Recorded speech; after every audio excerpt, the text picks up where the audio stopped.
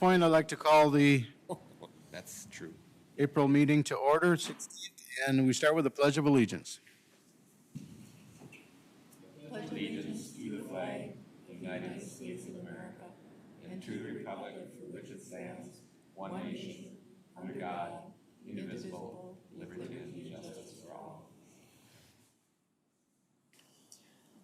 Any disclosures of interest from the board for today? If seeing none, I'd like to review and approve the previous board meeting minutes. Motion to approve? Second. Second, any discussion? All in favor, say aye. Aye. Aye. All opposed, sign. Review and approve the county board agenda.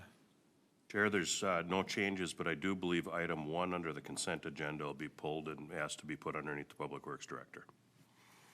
Okay. Motion made and second. Any other discussion? All in favor, say aye. Aye. All opposed, same sign. Review and approve the following items on the consent agenda.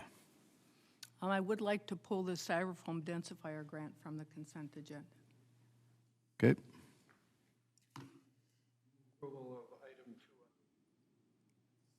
Second. Motion made and second. All in favor, say aye. Aye. Aye. All opposed, same sign. Motion carries. We'll address that now, or do you want to wait till Public Works? Public Works. Okay. Okay. Then let's go to our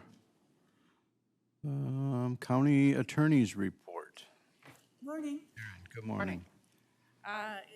Thank you so much for giving me just a few minutes. I know you've had a busy morning already and a lot more to talk about and decide. But I feel very passionate about this subject, and I just think it's so important just to take a few minutes to think about it, to talk about it, and to decide what are the next steps for Goodhue County. For over the last 25 years, I've worked on the prosecution of sexual violence and child abuse, and I've seen the impact of our community members, our most vulnerable members that are impacted by these forms of violence. I've also seen a progression about how our county responds, from don't talk about it, it doesn't happen here, to a very proactive stance. And I think that that is a good change and it's progress. And I think that the proclamation is thorough, I think it matters, and I think it's a good first step to having a larger community conversation about violence that impacts all levels, all ages, all genders, in all of our communities. I'd ask you to adopt the proclamation, and if it's okay with you, I could have just a couple minutes, as my boss has told me it's rather long, but I wouldn't be here if I didn't think it was important. I could go ahead and read it. Yep, go ahead. Proclamation in recognition of Sexual Assault Awareness Month and Child Abuse Prevention Month. Whereas the issues of sexual violence and child abuse have many connections, both are part of overarching experiences of harm that contribute to the continued reproduction of trauma and oppression in society and across generations. Whereas nationally, 1 in 3 women and 1 in 4 men will experience some form of sexual violence in their lifetime, and 1 in 5 girls and 1 in 20 boys is a victim of child sexual abuse. And whereas Sexual Assault Awareness Month draws attention to the fact that sexual violence is widespread and has implications for every community member, and whereas Child Abuse Awareness Month is a time of recognition for the current issues affecting the safety, happiness, and wellness of children, and whereas the purpose of Sexual Assault Awareness Month and Child Abuse Prevention Month is to raise public awareness about these issues, educate our community on how to prevent it, and share resources available to those impacted by sexual assault and child abuse. Whereas both sexual violence and child abuse are preventable, and there is compelling evidence that we can be successful in reducing sexual violence and child abuse through prevention, education, increased awareness, and supporting families. And whereas our actions we can take within our communities, organizations, and families to address the root causes of child abuse and sexual violence. And whereas ending child abuse and sexual violence is a community responsibility, we must work together to educate our community about what can be done to prevent child abuse and sexual assault and how to support survivors. And whereas anyone can be a leader in preventing and ending child abuse and sexual violence, as employers, educators, parents, and friends, we all have an obligation to uphold the basic principle that every individual should be free from violence and free from fear. And now, therefore, be it resolved that the Goodhue County Board, on behalf of all residents of Goodhue County, does hereby proclaim the month of April 2024 as Sexual Assault Awareness Month and Child Abuse Prevention Month in Goodhue County, to keep our community members safe from these crimes, and to stand with survivors and victims of sexual assault and child abuse. Thank you. Thank you.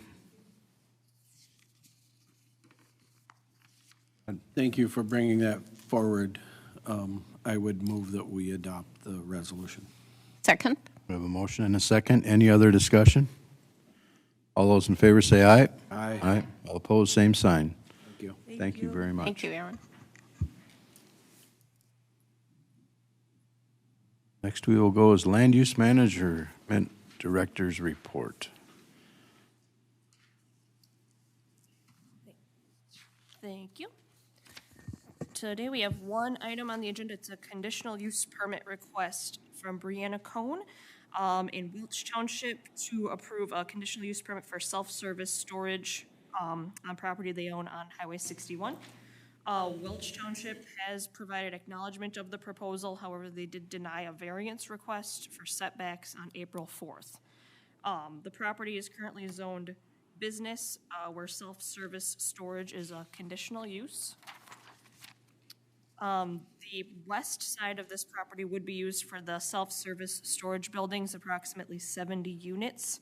The area would be surrounded by perimeter fencing, which is required by the ordinance, and the inside of the fencing would be surfaced with an impervious material such as gravel or blacktop. The applicant's original structure setbacks did not meet the county's standards, and our Board of Adjustment tabled their variance request in March to give them time to determine any site layout impacts of a stormwater pond that may be required. During that time, the Welch Township did deny their variance request, so they have elected to withdraw their county variance request, move forward, meeting the county's setback requirements. The county board today is being asked to approve the proposed use of the property. A revision to the site layout where they will meet the property line setbacks is not anticipated to drastically affect that proposed use, and it will be reviewed by staff before construction begins. MnDOT District 6 is required to review the grading and drainage plan, and the applicant has proposed to use the western access point from Highway 61 for entrance and exit. After the Planning Commission meeting, staff received an email from District 6 staff indicating they have a strong preference to see the west entrance closed and access to the property only be via the east entrance, which is shared with a private driveway to a dwelling. MnDOT stated that Highway 61 is part of the national highway system where two accesses are not appropriate on this property, and the west entrance has too short a right turn lane. I did forward these comments to the applicants. The applicants should consider revising their access proposal to meet MnDOT's request, and MnDOT will provide additional comments when they review that grading and drainage plan as part of the change of use request. Planning Commission did find that the self-service storage facility does not appear injurious to use and enjoyment of properties in the immediate vicinity for uses already permitted. It is not anticipated to impede normal and orderly development or improvement of surrounding vacant property for uses predominant in the area. Adequate utilities, access roads, drainage, and other necessary facilities are available or will be installed to accommodate the use. There is sufficient area to provide off-street parking and loading space. The self-service storage facility is not anticipated to cause offensive odor, fumes, dust, noise, or vibration that would constitute a nuisance. Therefore, the Planning Commission recommends the county board adopt staff report into the record, adopt findings of fact, accept the application, testimony, exhibits, and other evidence presented into the record, and approve the request for a new self-service storage facility with 70 units of varying sizes in 3 structures, subject to 5 conditions. Thank you. Any questions from the board? Brad? And I spoke with you the other day, Samantha, about that western access, and you said, did I hear you correct, that MnDOT is recommending they close that? They have a strong preference that it be closed.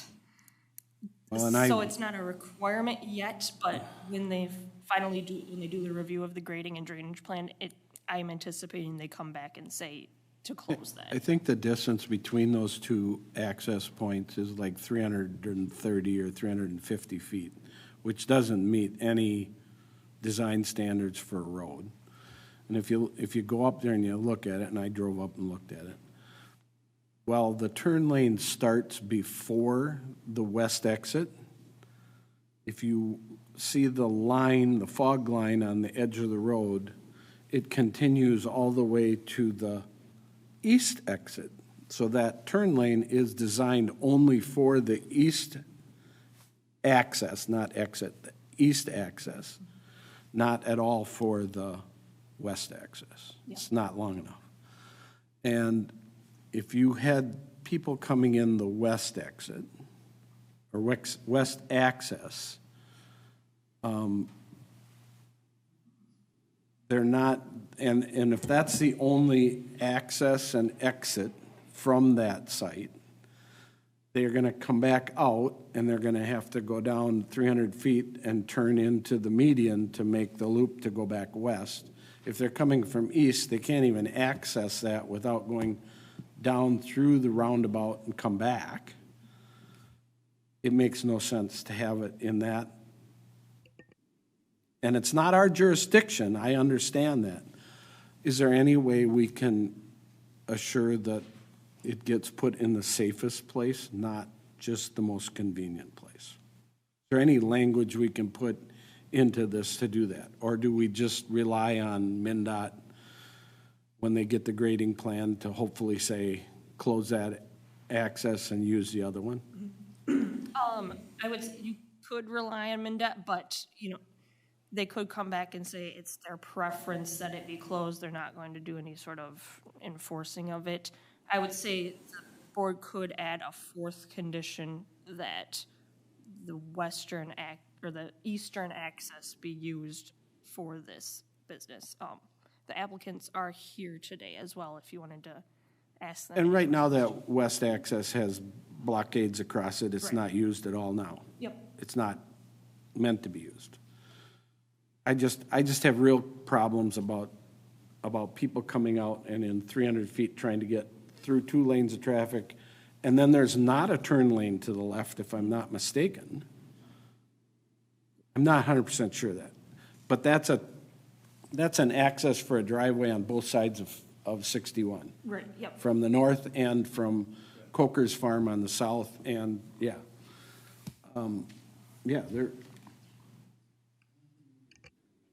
Maybe there is a left, but I just have real problems with that. And I don't know the correct language to put in there. If you have an idea of how to word that, I just have a problem with it. It's not safe. If that was on a county road, the use was changing, like this is changing, we would close that access and they would have to use the other access. We would not let 2 accesses be that close together on a rural county road. They need to be 550, 700 feet apart. Yeah, I would say you could word a condition as simple as the eastern access point shall be used in concurrence with the self-service storage facility. Is there separate property owners for this, or is it still the same Same property owners. property owner? So we're talking, they're gonna have to be a little driveway along the front of that other building to Right. get to it, so. Or they could access it on the backside. I would move to approve it by adding the language that the east access is the only access for the site. If that's adequate. Fine to me. Okay. Then I would move approval with that added condition. We have a motion on the floor. Do we have a second? Second. Any other discussion? I would just like to ask the owners, just to make sure that that is an all right addition for them as well. Would you like to, yep, come on up here and state your name, and just for the record, so. How's it going? I guess we would like to leave it how it is. I mean, I know your argument is you don't want anybody crossing 2 lanes of traffic, but I mean, they're doing that on 52 where you gotta cross 52 to get to their turnarounds, which is pretty much the exact same setup as what we have, or what we would kinda have. Well, if you notice I'll use Empire as an example. They put them in, and then they now changed them and made them longer.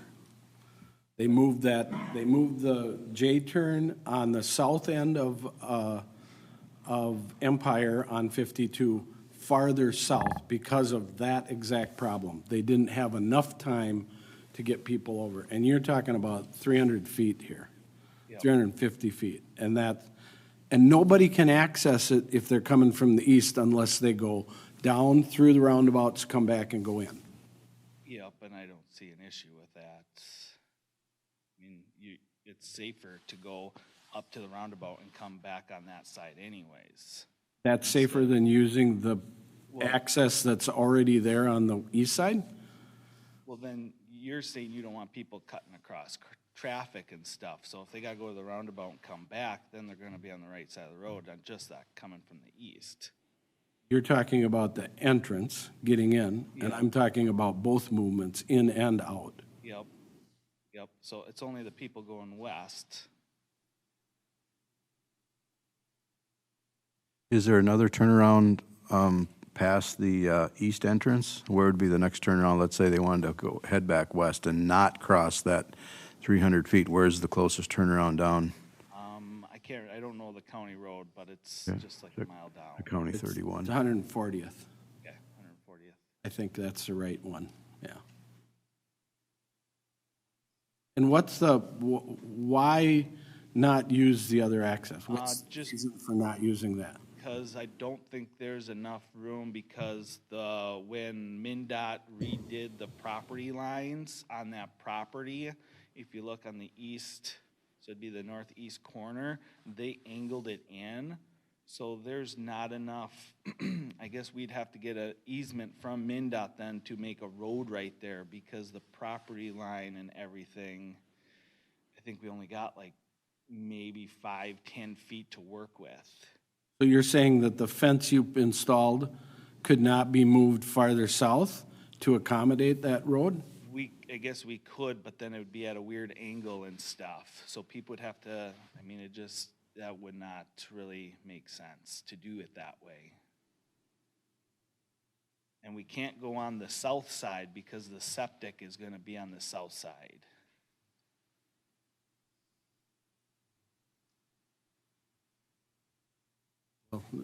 I just have, I have major problems with that. You're gonna be going out into 150 or 200 feet into that left turn lane to make that turn coming out of there, and that's just not safe. But there is another option. They can go down to the next county road and come back also. They can, yeah. I'm pretty much sure people won't do that. We've seen it a million times. And maybe MnDOT will come back and say you can't do it anyway. Maybe they would. I cannot approve something that I can see the safety issue right from the Right from the get-go. start. I can't approve that. We'd be remiss not to talk about it. I was kind of surprised it didn't come out of the planning commission. Well, I think the planning commission left it up to MnDOT because it is their road. So, I guess I personally would leave it up to MnDOT, because if they do shut that off, they do have to make accommodations for you to get access from the east over. And if you didn't own both properties on those driveways, we'd have to come up with a solution too. So, I guess I would leave it to MnDOT, and I would not support the motion as we have it, so. My comment would be also, I mean, Brad talks about all the time, we have to have a reason to deny it. I mean, this is not our aspect with the road access, we're just proving the use of the property. So again, I would leave it to MnDOT if they have an issue. It's your property, I can see you have access to it, and it would be ideal to utilize it, then let them have the discussion with MnDOT. So I will not support the motion as it is. Any other discussion? Suppose you don't want to amend the motion. You can, that's Can fine, just vote that, take vote it that down. one separate and vote it down if you want to vote it down. I just won't approve, that's just an accident waiting to happen. It just is. You can see it plain as day. If you went up there and looked at it, the way that it's getting designed, the people going in there, if there were 2 or 3 people coming at the same time, they would be either hanging out on the highway or in the right-of-way of the highway. They're not getting totally off the property, off of highway property to do business. And those are all just lights going off in my head that says that's a red flag, I shouldn't do that.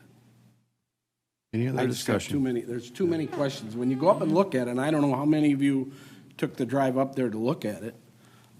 I did, and I could see it right away. I sat there and watched cars go by, and it was like, no. They're coming out of the roundabout, they're hitting gas, they're trying to get up to 65 miles an hour immediately, and it's right there. Right. It's just not safe. Well, it seems like perhaps the question that you guys are both saying, look, this is MnDOT's road, and we don't believe that we have authority on township roads, that it's up to the townships to decide. So I think the question then would be do we have authority on 61? And I think you guys are saying it's MnDOT's road, so they should be the ones to make the decision. And are you disagreeing with that, or do you agree with that? And it might be a bad decision, but is it theirs to make and not ours? Well, if I believed MnDOT was going to go down there and look at it, I'd probably feel different about it. But I'm not so sure they are. I did. But I don't know if that gives us authority. We're not denying it. We're just altering where they can enter the property. I wouldn't deny it. I think it's a good project. I think it's in the right place. I think the access point is wrong. There's too many questions about the access point for me. That's all I'm saying. I understand.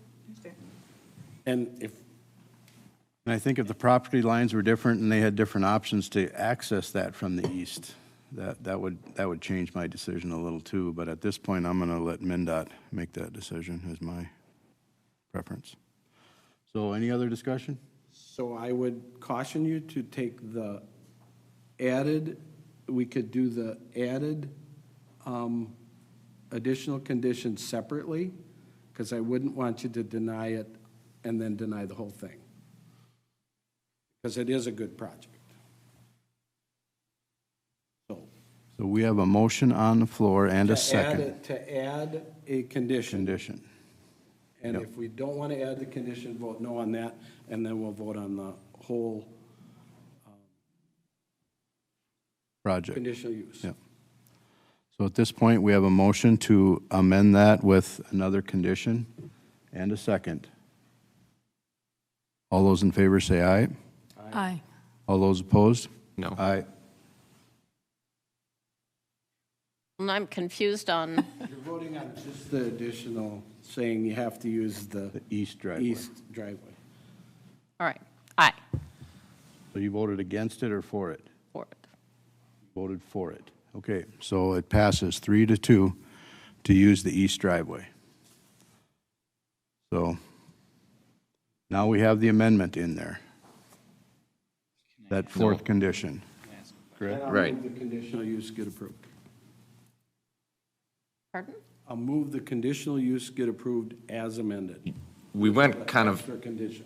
way backwards to how we normally approve this, because the initial motion, and I guess I would, you can replay it back and see what you want, but 90% of the time, whenever we do initial motion, and it got kind of convoluted, Brad, but usually you added this motion onto an additional addendum, which we always do, which normally it would have been approved or disapproved, the whole thing, all lock, and then you added this amendment and say we're going to vote with an amendment, which we might be procedurally, could be appropriate, but added a lot of confusion, so base Linda is confused. Because 90% of the time, we approve it with that condition added, and we don't just approve the amendment, because because initially, the way it was said was you were approving that additional Right. with with that fourth condition on, not as a separate amendment, so. So How do you want to proceed, Chair? It Steve, was a what cluster. do you think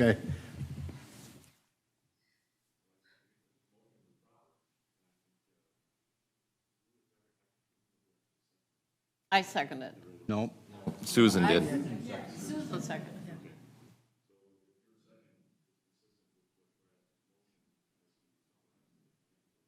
Yes, it is.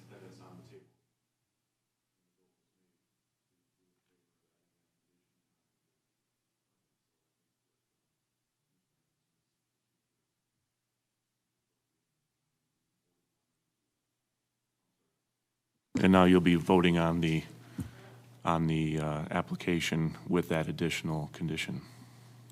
But we just did, didn't we? You just added the condition.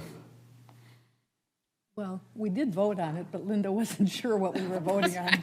That's, can we, Added as one can we complete thing. re-vote, just to, Percent, it's one vote. Right. That's the way 90% I of the time interpreted it's the whole one vote. motion from the get-go.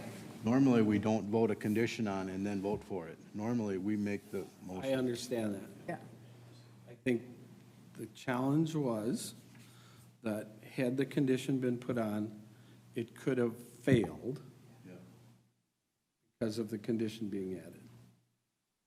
Why I said, let's just take it apart and vote on the condition addition first, and then vote on it either with or without the condition added. Vote went to approve the condition to use the east entrance. Now we need to vote on the whole conditional use with that condition added.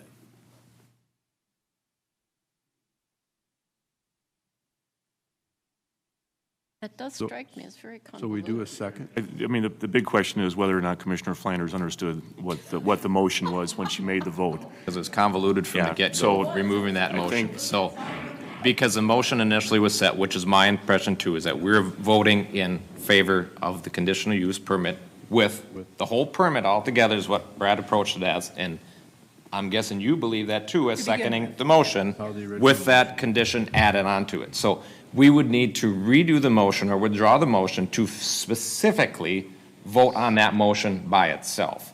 Okay, I will withdraw. We already got a motion I will ask approved to on the re, board, I so it's a will ask to cluster. reconsider. Okay. So the process for reconsidering, sir? Is another vote to reconsider. So we have a reconsider. motion to reconsider, and Have we'll a need a second motion on the floor and a to vote. reconsider the previous vote, and we have a second to that. Any other discussion on that, to reconsider? All in favor, say aye. Aye. Aye. All opposed, same sign. So we are now in reconsideration.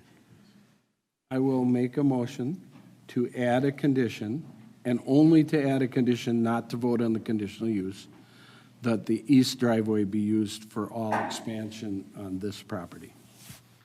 I'll second the motion. Any other discussion?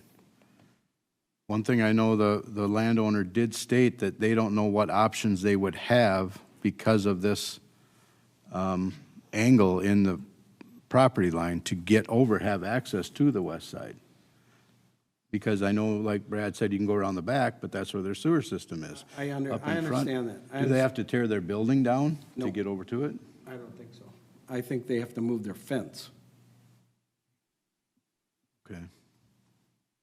All right, you got a comment? I am going to let you speak again. Yeah, because also the old restaurant is gonna be my office, so the parking lot for that was also gonna be in that first driveway on the west.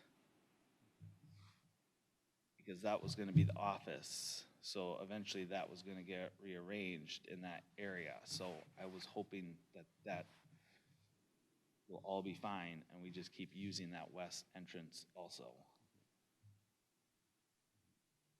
Well, so we have a motion on the floor to add an amendment to just use the east driveway. Discussion? Well, I know that Welch Township was very supportive of this project without the variance, but very supportive of the project. So I would hate to see the project not move forward with that particular caveat when it's not our road and it's MnDOT's. So, yes, from that standpoint, I would like that not to stand in the way. So we'll Vote again. vote? Yeah. We'll vote again on just that Just the entrance. Condition. change. All in favor, say aye. Aye. Opposed, say aye. Aye. Aye. So that motion failed, 3-2. Move to approve the conditional use as presented. Motion and a second. Any other discussion? All in favor, say aye. Aye. All opposed, same sign. That took a long time. Thank you for your patience. Thank you. Yep. Yep. Very good point to bring up, and we should definitely discuss that with MnDOT. That's south, that's why it's Metro South. Aye. If it was Rochester, I'd feel a whole lot different about it. All right, we are on to our sheriff's report.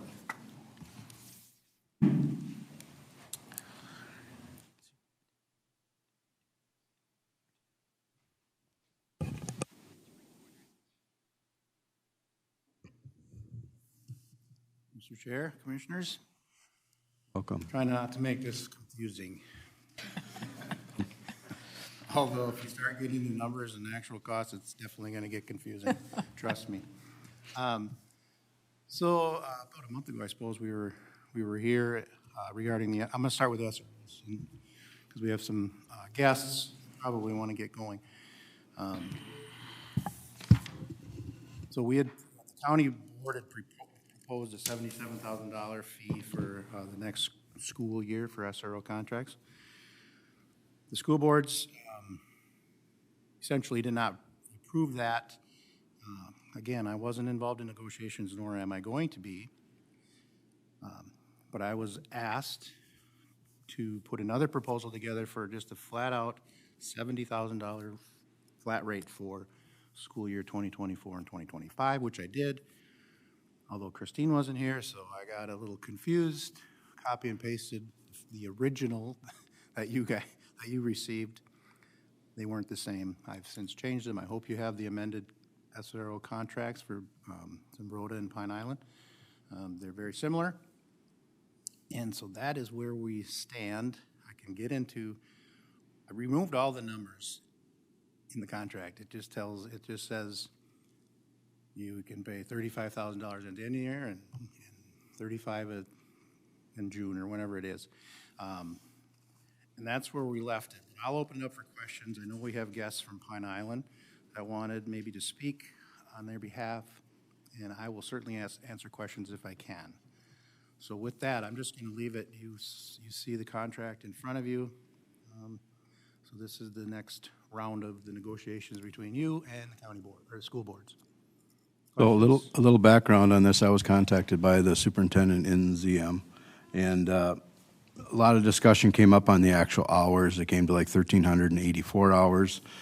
so there weren't, they were looking for every chance they could get, and they're looking at their budgets, and we're looking at our budgets. And so I took that 1384, I divided it out by, speaking with Scott, what we had projected, the total of 176,000 was a full actual cost, and then we took the hours in a year and took those hours, and, I divided it down, and I came up with 70,000, just speaking with the superintendent, and I said, from my take on it, I would work to get $70,000 passed. I mean, that's what I would support, and that's what I will work towards. So in talking with Scott, and we sent this back to Marty, and this is where this number has come from. These are the factors that it's just kind of a rough estimate. We used the 60%, and it came out kind of right in the middle, and so I guess that's where I'm at now, and that's where, this $70,000 amount came from, so. I have a question, and I don't have an issue with that, but just I wanted to clarify. I think that the contract still says 1,600 hours, and I don't have a particular issue with that either. But when I did the math on 1,600 hours and the 70,000, it came out to it was between 54 and 55%. I don't remember which it was. So one, I wondered if we wanted the 1,600 hours in there, and maybe we do, that's okay.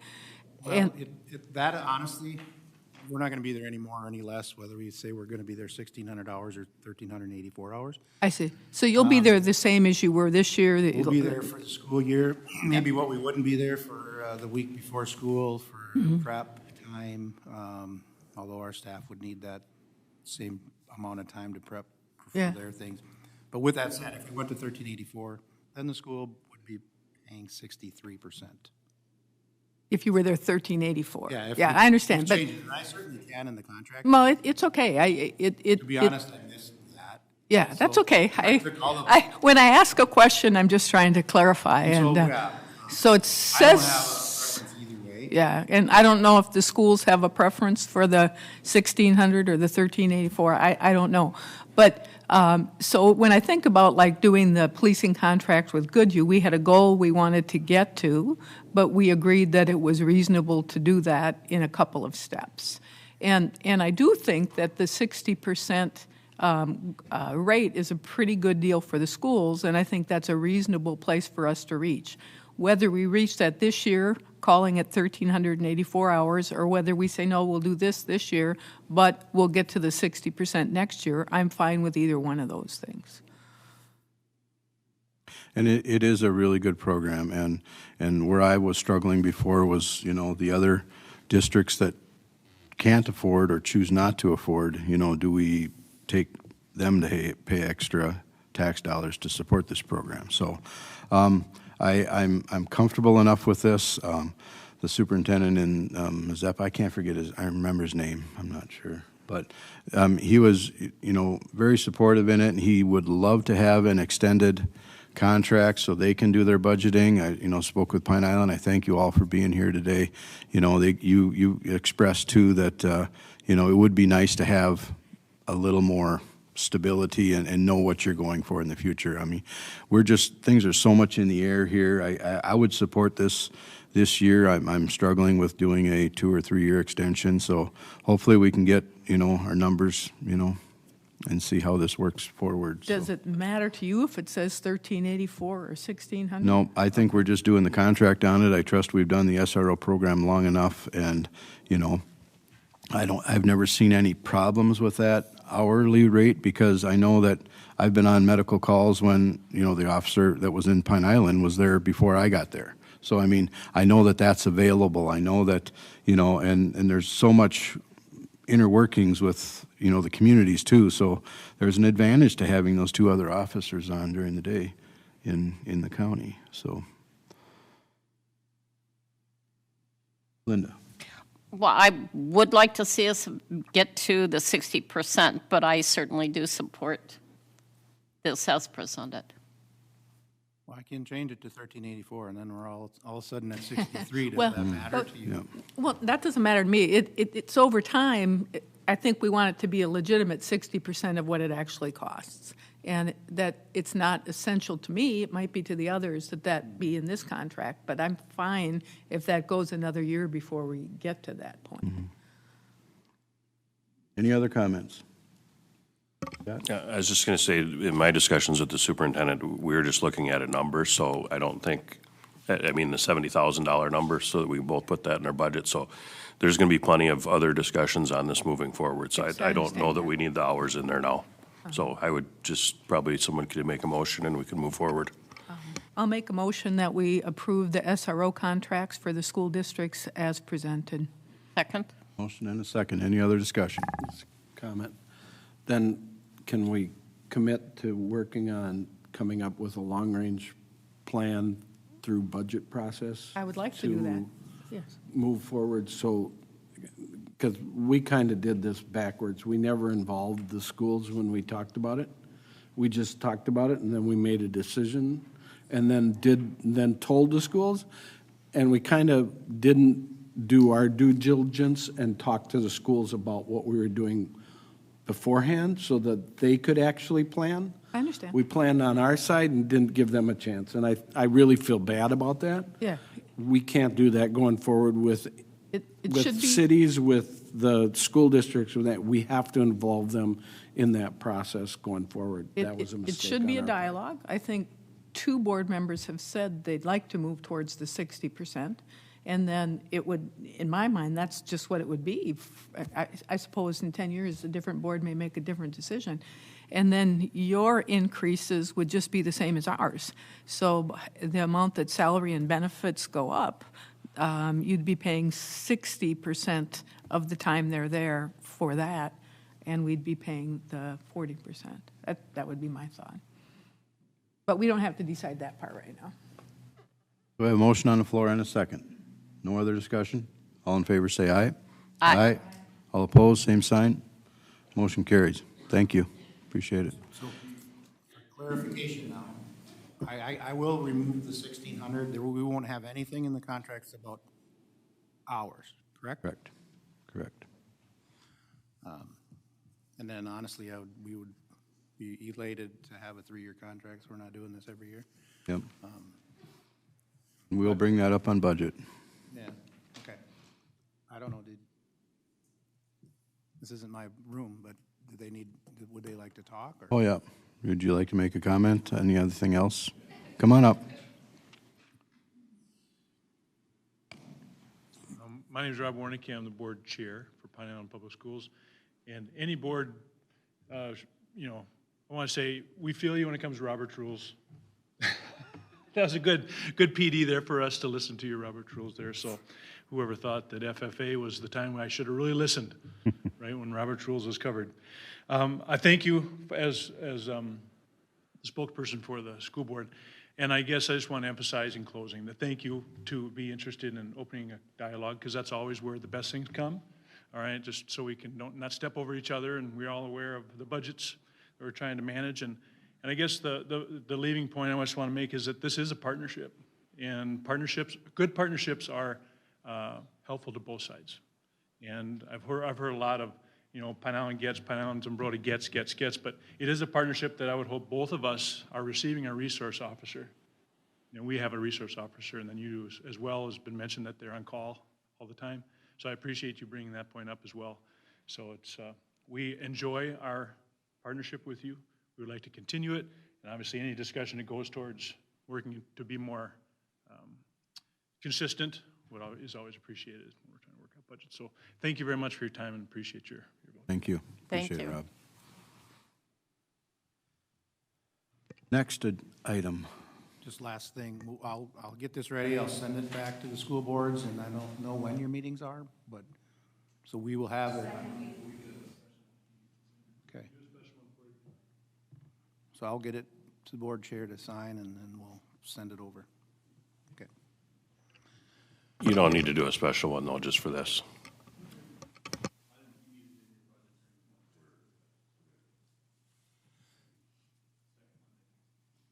Okay. Thank you. Thank you. That does relieve a lot of stress on me, I'm not gonna lie. So we can move forward. I appreciate the effort on your part Todd, is specifically for reaching out to the school boards. As you know, we have a lot on our plate, and the next thing we have on our plate is body-worn cameras. And that's what we're here for today, for certainly answer any questions the board has related to this project we've been working on since January 1st. It's taken a lot of time already, and one of the processes is a public hearing. And we've done everything we needed to do legally to get the public hearing for this morning. We posted it twice in the Kenyon Leader, and we're ready anytime you are for the public hearing. And Major Johnson has kind of spearheaded our committee of staff for the body-worn camera program. So if you have any questions specifically related to that, he can answer those. So with that said, I'll turn it over to the board chair. So, this pack has only come out to us, right? It hasn't gone out to the public. Or should we open? Oh, it has, okay. Oh, all right. At this point, we will open the public hearing. Is there anyone from the public wishing to speak on this issue? Got to make a motion to. I'll make a motion to open the public hearing. Second. A second. All in favor, say aye. Aye. All opposed, same sign. All right, public hearing is open. Is there anyone from the public wishing to speak? Second chance, is there anyone from the public wishing to speak on this issue? And third and final call, anyone from the public wishing to speak on this issue? Move to close public hearing. Motion Second. and a second to close public hearing. All in favor, say aye. Aye. Aye. All opposed, same sign. All right. Any other comments from, questions, concerns, board? The only thing I'll say is, this being all new, and, I'm sure we've garnered a lot of information from other departments, but just so that we constantly review it, yearly, whatever, and catch problems that we find in it as we go, and be willing to change them quickly.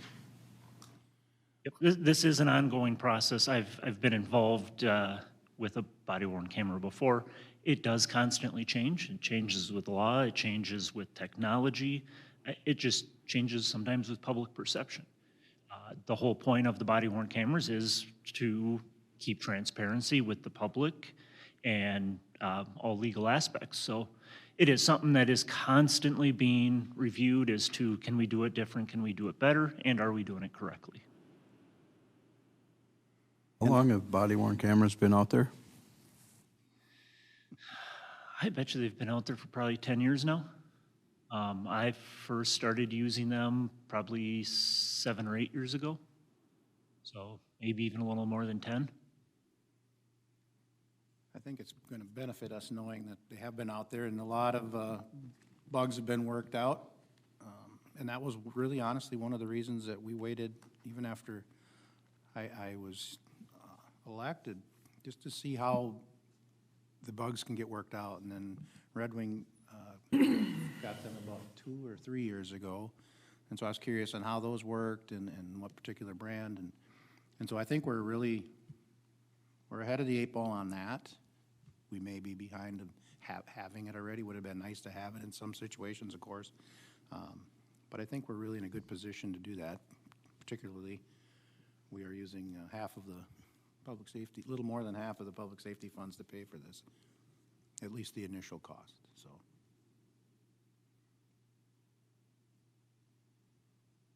And have they determined how long we have to store the data? That all depends on which type of data. So we'll actually have a chart that breaks down which type of information has to be kept for how long. It does have to be kept at a minimum of 30 days, and it could go all the way up to it has to be kept permanently. It all depends on what the content is of that data and how it's categorized.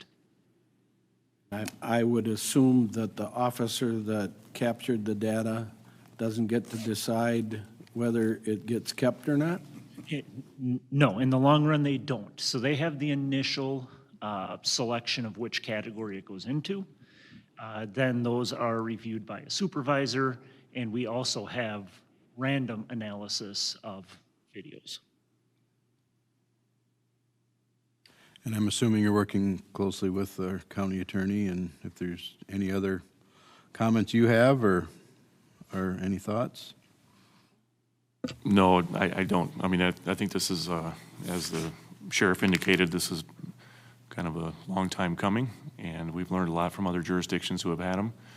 And one of the big issues is, of course, with that data management. That is a huge piece of this, and you know, their policies and rules address that well, consistent with the statutes.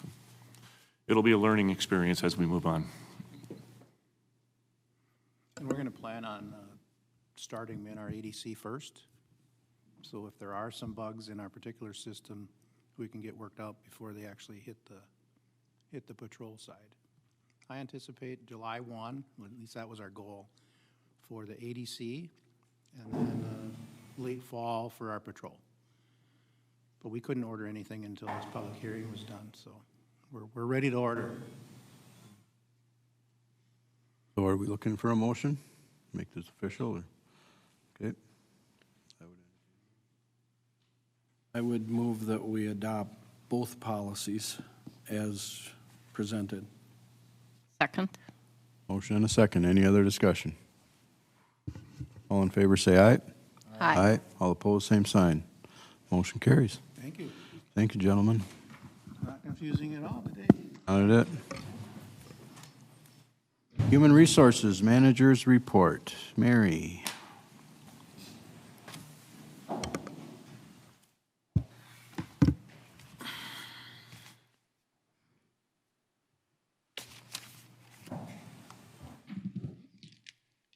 Good morning.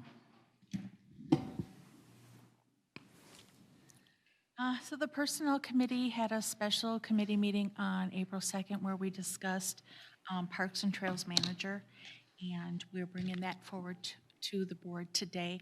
And today's Personnel Committee discussed another Public Works position of Solid Waste Official. And after that, we had one additional discussion on the land use management succession plan in preparation of Lisa Haney's retirement. So first we will do Public Works.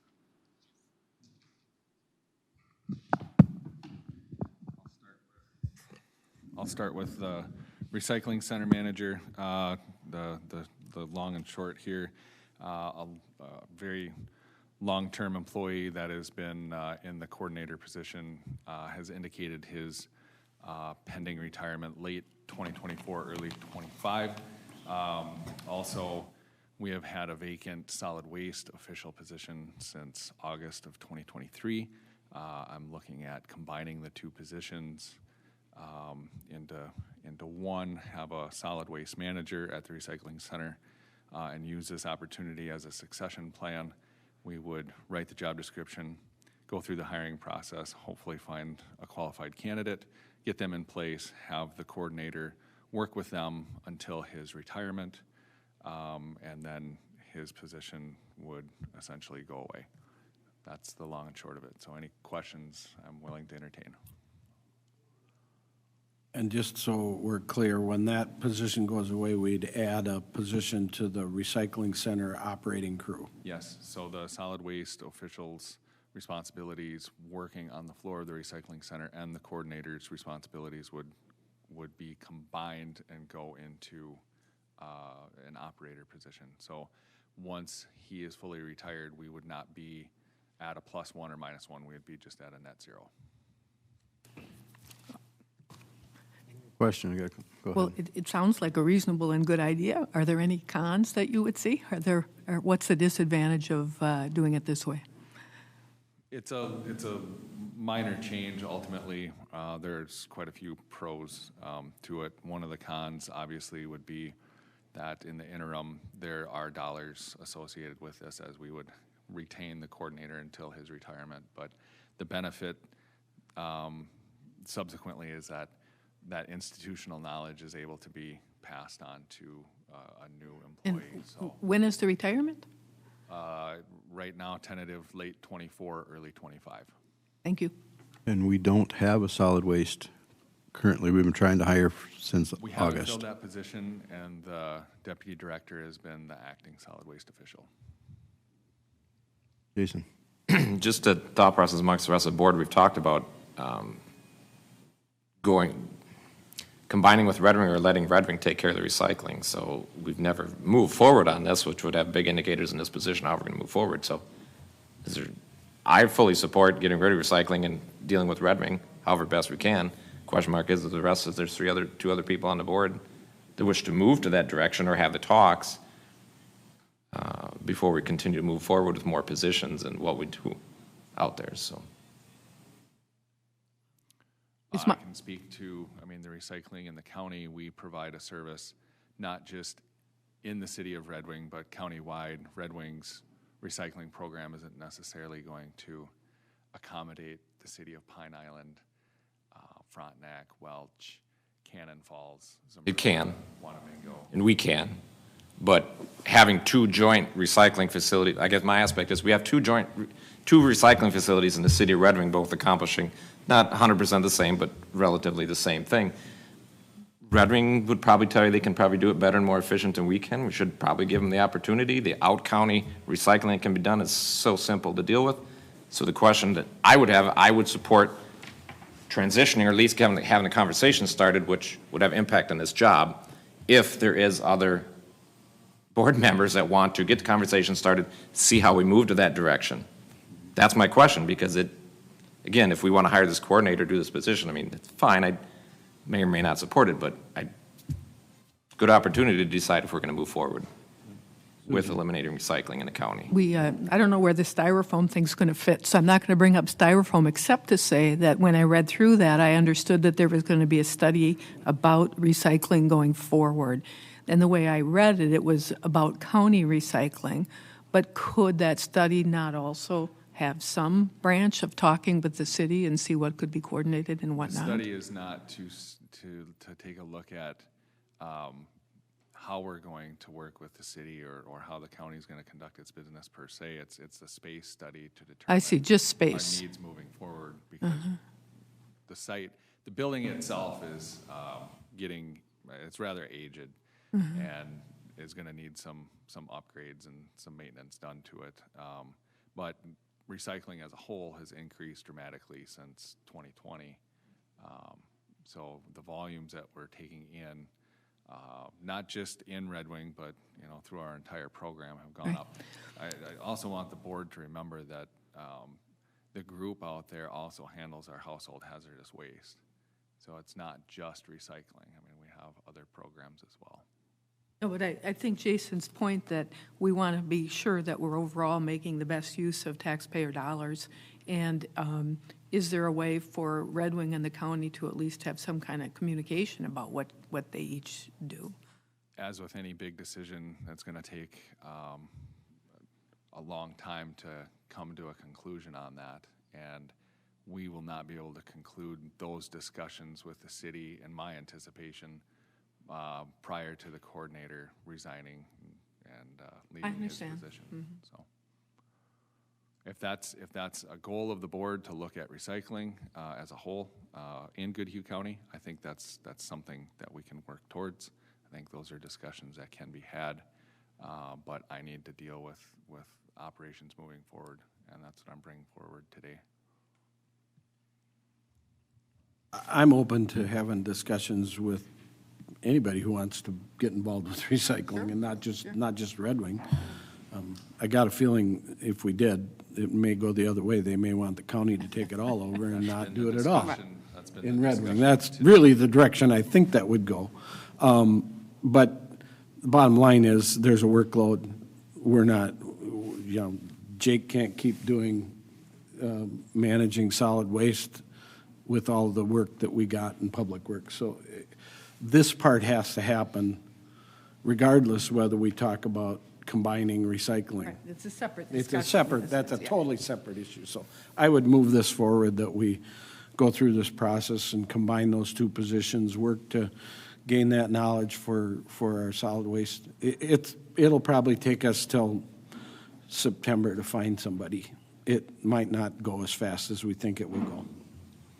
By combining them, I think we have some, it will create some different opportunities there than what we had in the past. I'll Just looking for second solid that waste motion. Motion and a second. Any other discussion? All in favor, say aye. Aye. Aye.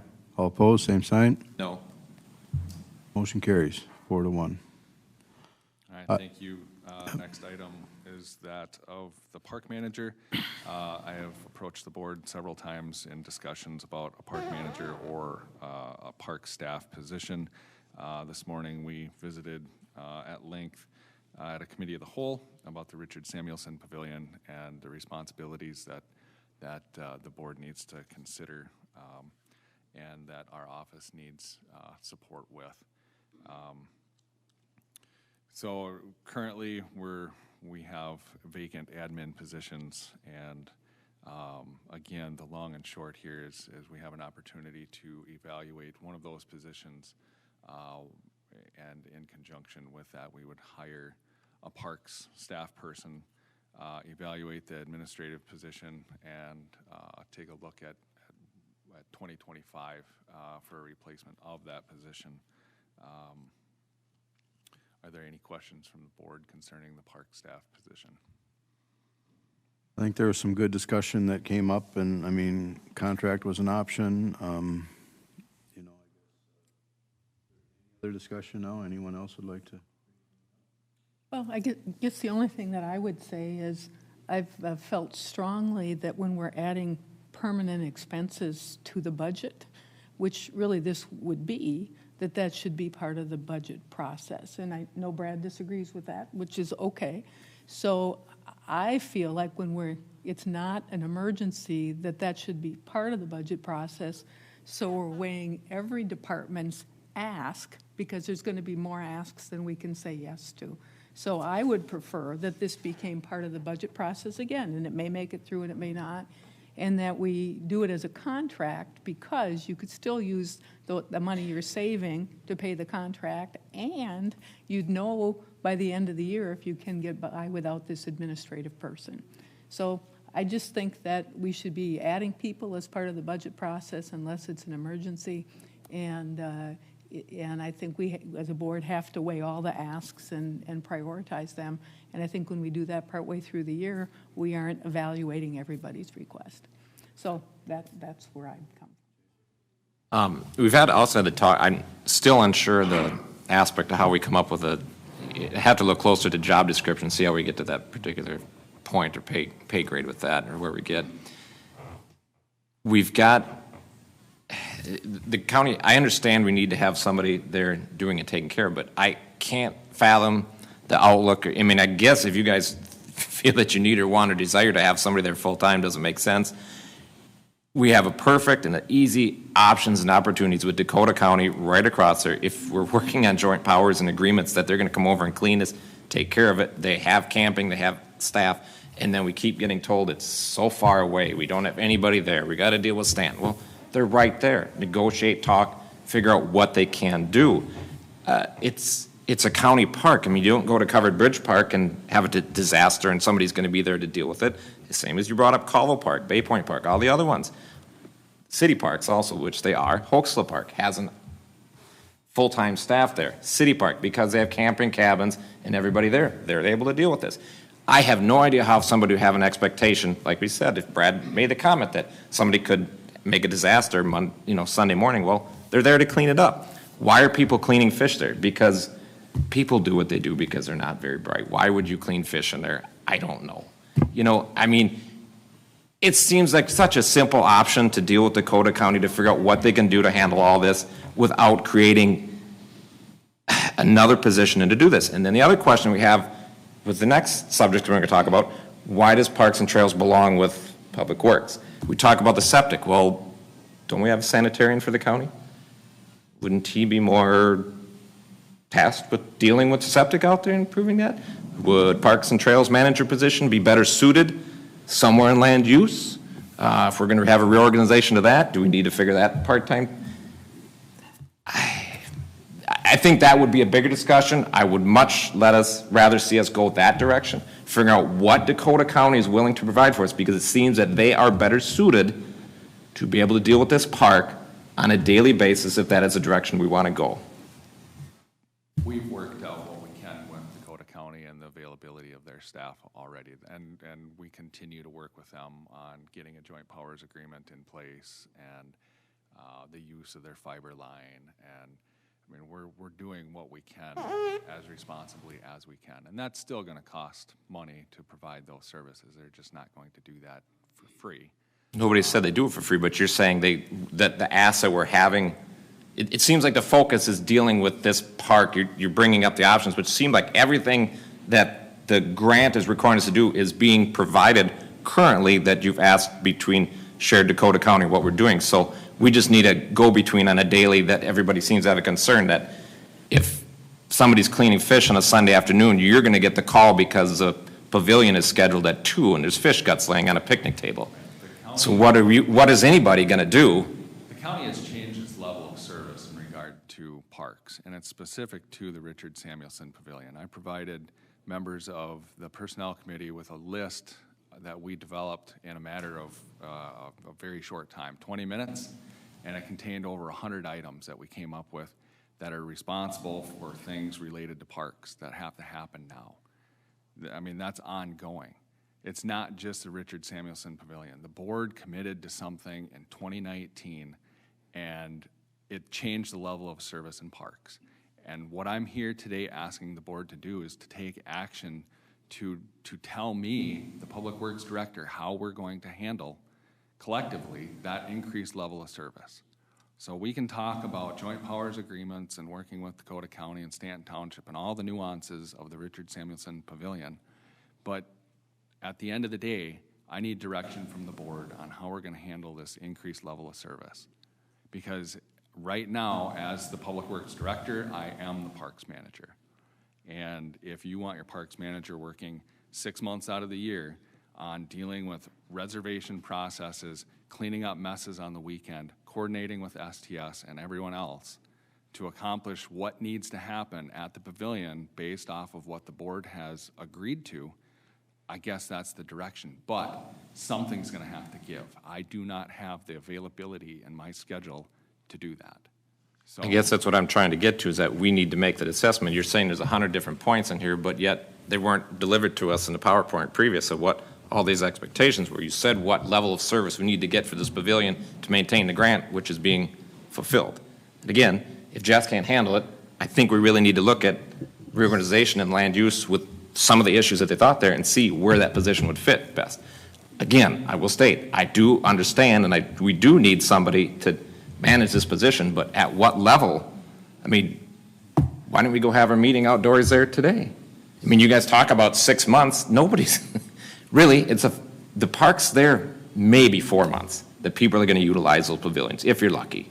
I mean, let's get realistic of what we need to find for the service when we talked about this pavilion for 4 months out of the year and where we're going to go with that. That's what the discussion was. So I think at the end of the day, the conversation of where the position belongs is something that the board could discuss. Regardless of that, a decision has to be made on how we're going to accommodate parks and who's going to be managing this stuff. And again, everybody gets to vote the way they think is the right way to vote. So that's good. That's why we have a board. But one of the advantages to me of the contract is it buys us some time to figure out, does it best belong in public works or does it belong in land use? Do we need somebody just 6 months out of the year doing X, Y, or Z, or do we really need a full-time position year-round? And so to me, that keeps more options open as we learn about what it really means to have a pavilion and what our responsibilities are. Now, that might not be what other people think, which is fine, but that's kind of my thought. I think the challenge with the contract is that of cost. That is a huge unknown.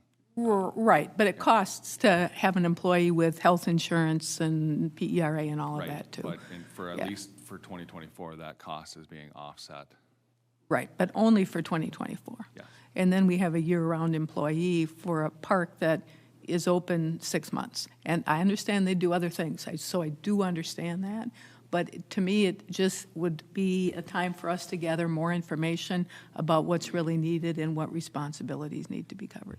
So I- that's I- all I have to say. I'd like to say on that chart of all those, so many things, like 100 things to do, it came up real quick. I think in the next 2 to 3 years, looking at the fish shelter and looking at, there is a bigger workload right now.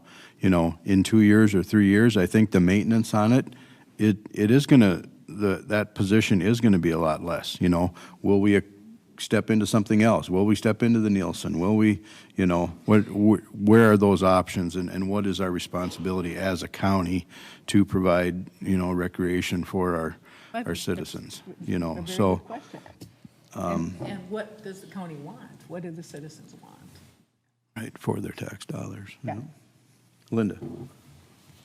Well, as just made it clear that the requirement that we have to take care of the park and the pavilion is pretty clear. I would also concur with some of the things that are being said about whether or not does it belong in Public Works or somewhere else, and do we need a full-time person for a park that's not open the entire year?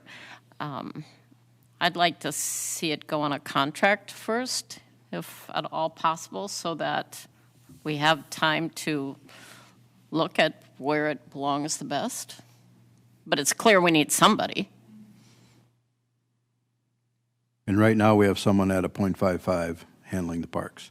But you're saying that that work hours is not working out. And I understand that you've lost an accountant too now, so I'm sure there's things that are getting thrown Her on. availability to work on parks is about zero, because she's taking on all the administrative responsibilities up front. So Well, then paying we staff, need to, paying bills, doing because all of then that. we need to get that administrative hired, correct? If the board's decisions are to look at a contract, I'm going to have to hire that other position to help accommodate the workload of the department. Well, we already lost the accountant. We are in the process, accountant's vacant as well. and we're gonna, okay. And we're in the process of trying to replace that. And that's been exceptionally difficult. There's an accountant position out there, there's an administrative assistant, and then there's the position that is 55% parks and the rest is administrative.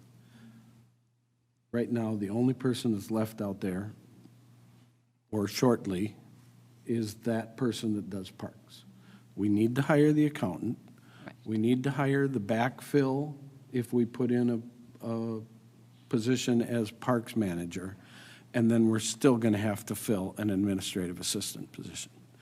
What Jess is saying is, it's not going to be 4 people out there in '24. It's going to be 3 people, the same number as now.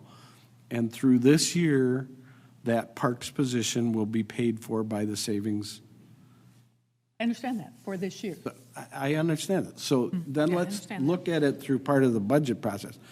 We've sat in, and Todd's been in on them too, the park board meetings. There's 100% support from the park board to do this. Advisory board that says you need a manager. 100% support. Maybe not Todd, I don't know. But, so that's coming from, as a recommendation from them.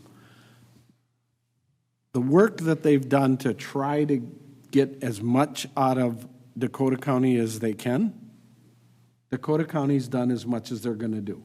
There's not an option to get somebody to be that point person all weekend long out there that's going to fill that position. That's why we need it. If they're not willing to contract with it, who are you going to find a contract with? Where would you even start to look? The city of Cannon Falls isn't going to do it because they're already short-staffed. Just presented us with 5 options, or 6, I don't remember what it was, and it's our job to pick among those 6 options. There's pros and cons to whatever we do. I would hope that Jess wouldn't put an option in there that he said would meet services, but the cost may be an issue if he didn't believe that was true. That's what I believe. So I'm not an expert on who we'd contract with and what the options are, but certainly there's cleaning companies, there's porta potty companies that service and would, they service events, and I don't know because I'm not an expert in this, but I don't think it's right for us to conclude that there would be no one to contract with if we haven't even attempted to do that. And I do recognize that it would be covered for 2024, but it wouldn't be covered for 25, 26, and into the future. And we may need to find a way to do that, but again, I think that needs to be part of the budget process where we're weighing all the asks. So that's just my view on it. The potential contracted expenses are not budgeted, and I understand that. I don't know. I understand mean, is the that. board willing to accept that financial responsibility? While services could be met at the park, and you're only going to be looking at Lake Billsby Park and Yeah, ensuring but that that's I- taken care of. The additional work for someone to manage that is going to fall back on me, which means something else has to give. Right, so perhaps we need to look at whether it's best to stay with you if it's too much or if it isn't. But I have to believe that having someone contracted for 6 months out of the year is not going to be as expensive as paying somebody for 12 months out of the year. I just have to believe that that's true, and I may be wrong. But anyway, I think, does anybody need more information to make their vote? I guess from where I stood is I wasn't in favor of this last year, and just looking at what needs to be done in the next few years, that's where I did change my mind, and I am going to support, this full time. But what's going to happen in 3 years? I don't know. If this thing does get caught up, does that park manager, those other 4 months go back into accounting? I mean, I guess that's, if it's still in we review this and it's still in Public Works, maybe at that point, that's where you say, okay, do we need that administrative assistant? And I like the concept of the, reviewing it for 24 and, bringing it back in 25 to see if that assistant is needed. We're still other hiring out there, so we're behind the 8 ball already. So, yeah, but you bring up a lot of good points, so. I understand, but it's not a black and white kind of thing. Yep. Final comment, too. We have to understand, we still haven't hired, as you said, we still haven't hired, the positions are open there. There's no reason saying we can't. We need to fill those positions because they're there. We don't need to create an extra position to get that time accounted for. It can be part of the budgeting process. And again, there's nothing stopping, Brad, you're fully invested in these. There's nothing stopping you from visiting the park every day, checking in. You can be the point person. If you'd like a nomination, I can nominate you for it. There's a lot of, as you mentioned with Colville and all the other parks, That's a pretty lame comment. there's a lot of other volunteers going out and doing things, as you said, Colville Park, the other parts, people step up, do it. Take a ride down the Pioneer Trail, the Covered Bridge Trail, DNR trails, who cleans them up? I have. Sometimes we might have to step up based on what we have. So it can be part of the budget process. We need to get the people hired up there. We still have that time to do it, to go through it, that somebody can be devoted to that and identify who you want to spearhead it. But I don't support it in its current position, so either way. Well, to move us off the dime, I'm going to move that we move forward with the position as presented. And I would second that. Any other discussion? All in favor, say aye. Aye. Aye. All opposed, same sign. Aye. Aye. Motion does not go through. So are you suggesting then that they contract? Yes, I'll make a motion that we contract the services for the Billsby Pavilion. I'll second that. That would be option 2, is my Option correct? 2. I'll Option make a 2. motion that we accept option 2. Right, we have a motion and a second on the table. Any other discussion? I'm afraid I would need clarification for it, because it's, what are we contracting, what are we going to get? Because the pavilion's not open till the 8th. As far as I know, we were presented with that Dakota County was taking care of cleaning, reservations, a lot of the main points, what we have. We just maybe are missing a point person. So what are we, maybe putting the cart before the horse if we know what we are actually contracting for to accomplish that is not being fulfilled. I think this took a whole lot more conversation in probably a different workshop setting to get discussion of how we're going to move forward to fulfill the requirements of the grant. What do we need to contract for? Or all the requirements being met already, we just maybe need that point person, which Jess is saying he cannot do. Maybe in a couple months, we have an administrative person assigned there that has time. Maybe there's a public works position, maybe there's a county employee from Cannon Falls that may be interested in taking on a little extra. I don't know, there are things we could look at. What are we contracting for? I understand. So in the interim, if the current position at .55 to free up so that, is it Jen, so she can do her .55 on the parks, what do you need over at Public Works? Do we have someone else that can step in and help with the administrative? Do we have any other department, Scott, anyone who can go over there for a few hours a day to help them? Well, not that comes to mind. I already know that finance is helping them some, but I mean, the math problem is we have one person doing three people's job. It's not working. We have just about no employees out at the recycling center, so Jake is doing that. He's an engineer, and I know there's been plenty of discussion about should parks be there or not. Maybe it isn't, but right now we have a math problem. So Jess's only option is to move forward with hiring these positions. We talk about we'll do it during budget process. Neither of these two people will be here by the time the budget's being talked about. I can guarantee that. We won't have the hiring processes done. And by the way, it's construction season. So it's a little bit of a math problem. Season in front of us, and I have no administrative staff to handle that. So everyone's doing what they can to pull weight. For me, this was a responsible way for the county to evaluate that administrative assistant position, administrative support specialist, and hopefully at the end of that have a reasonable conclusion where we may not be replacing that position and we would be at a net zero. Contracting this, Jason brings up a great point. I don't know what it's going to cost for the county to hire a position to be able to deal with the questions and issues that arise 7 days a week, 6 months out of the year. Work with Dakota County seems very prudent to me. Having to contract that out, I have no idea what that's going to cost. It's definitely going to create more work. Someone's still going to have to manage a contract and still going to have to manage all of the issues that come up. So I don't see a good resolution out of this, but if that's... Is there an option of a part-time parks manager? It does not relieve the responsibilities that I have in regard to the park at all. And the county board has, they have accepted an increased level of service and have not appropriately fulfilled the responsibilities required for that increased level of service.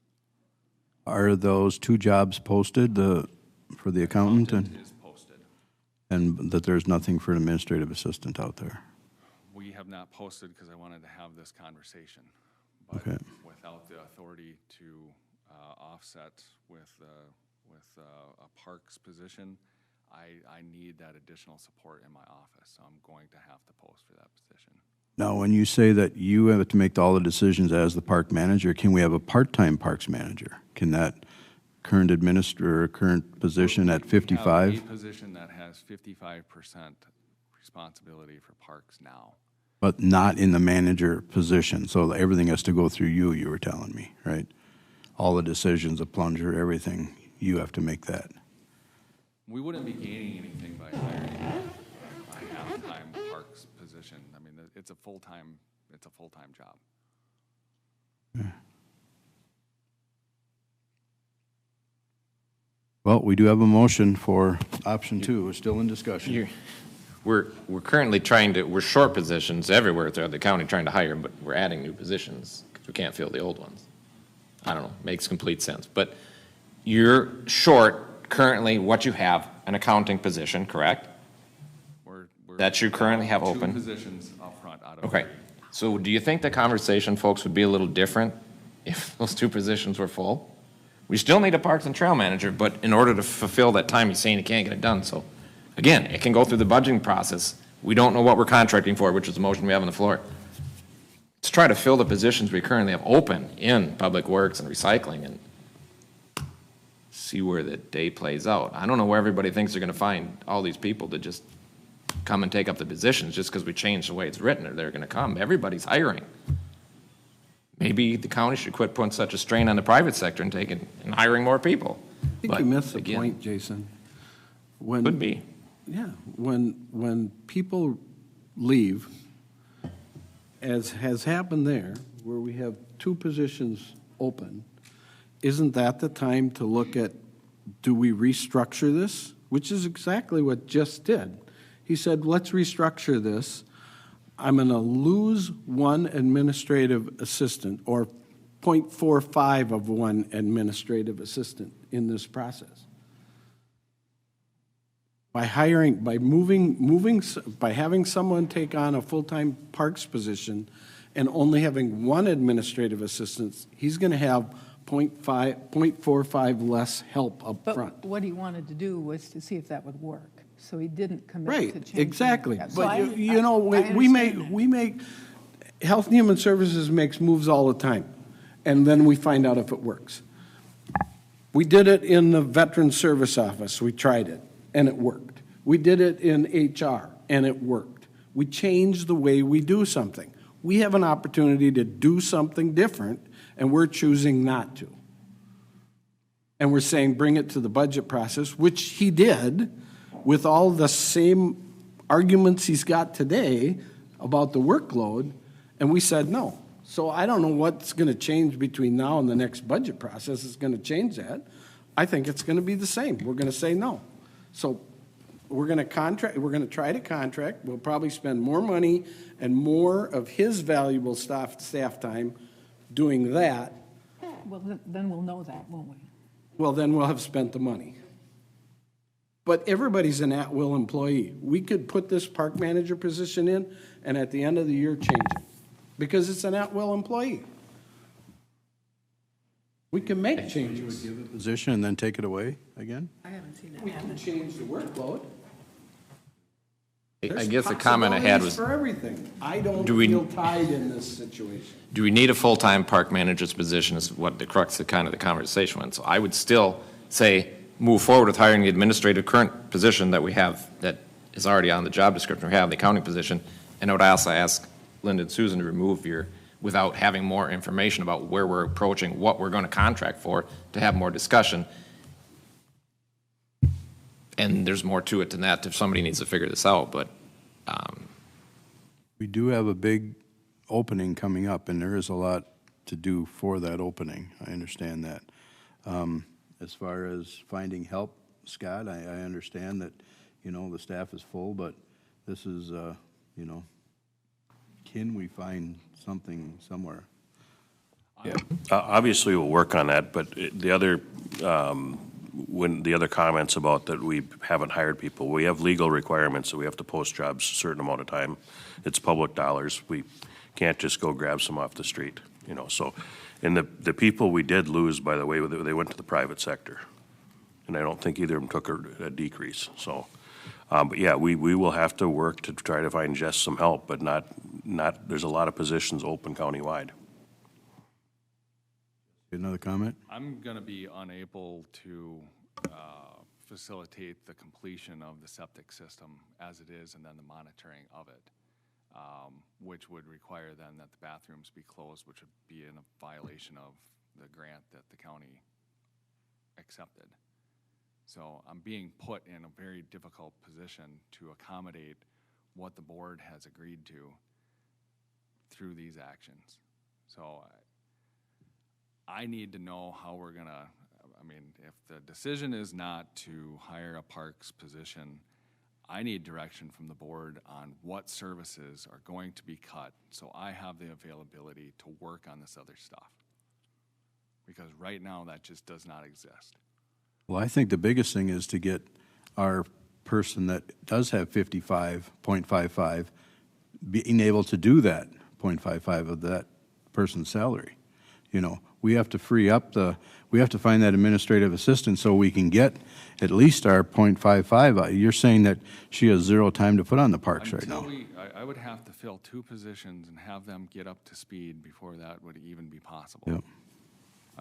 Jennifer in her role, the current administrative accounting assistant, is going to have to do a bunch of cross-training because there's no one left in our administrative portion of the building.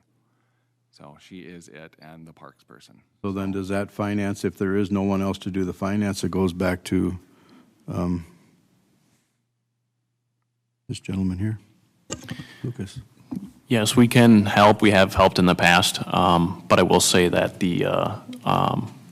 there will be some elections coming up this year, so that's really a short-term kind of a fix where we can potentially lend some help for a while here for a couple of months, but we will be ramping up for the primary and general elections, which is run by our finance staff as well.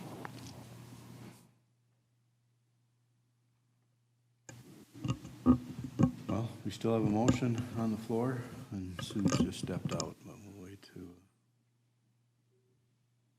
On the contracting part, we got plenty of time before we even find somebody and be able to define what we're contracting for to get it back to you. So whether you vote on that today or not, it probably is not going to hurt or help anything.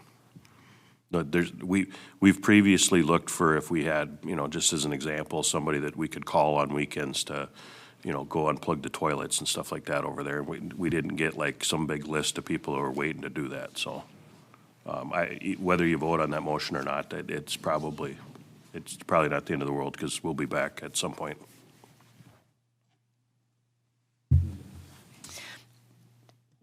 Just one of the options on here was the contracting, doing a contract with someone.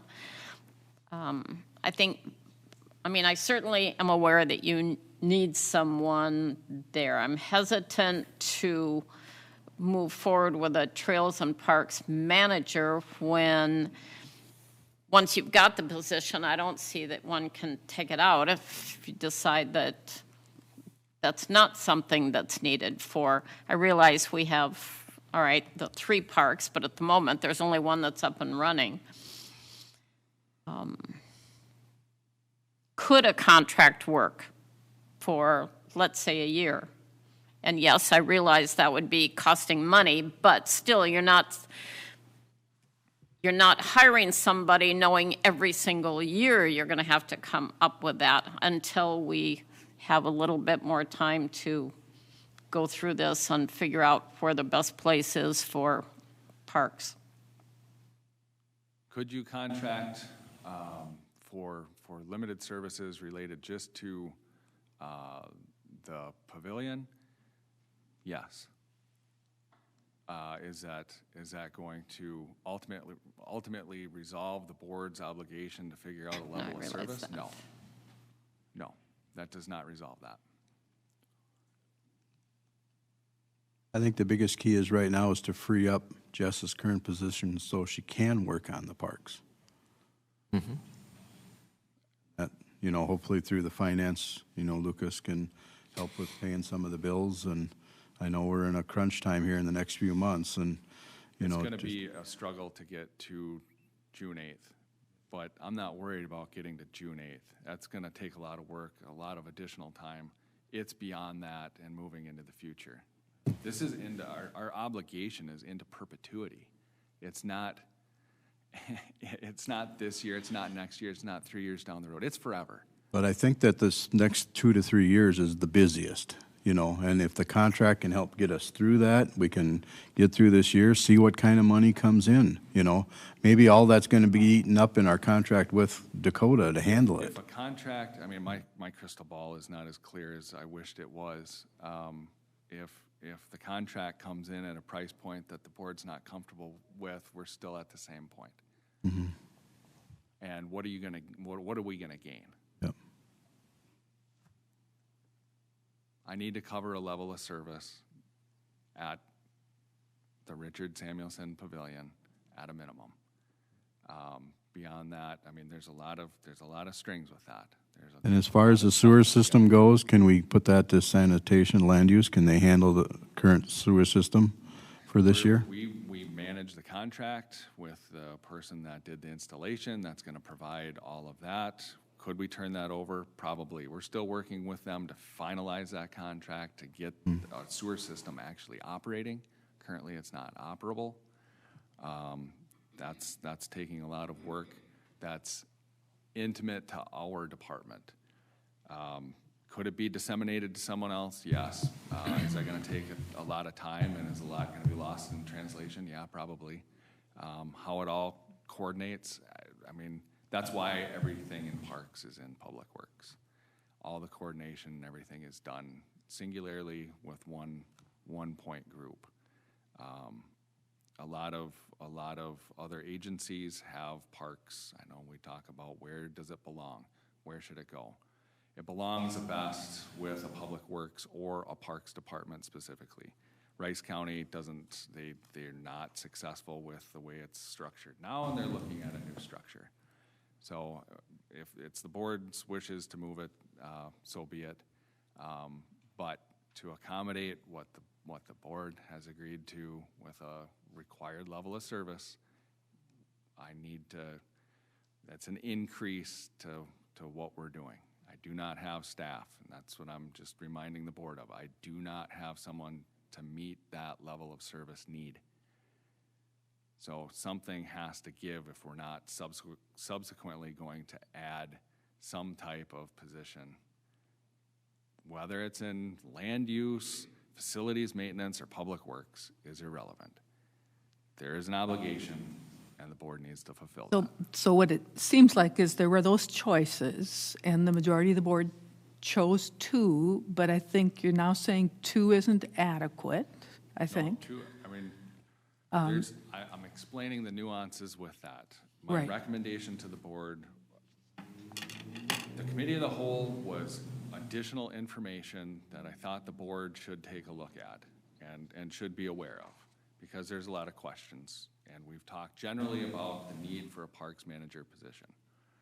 Option 2 was not part of the recommendation given in the report presented at the Personnel Committee on, what was that, April 2nd?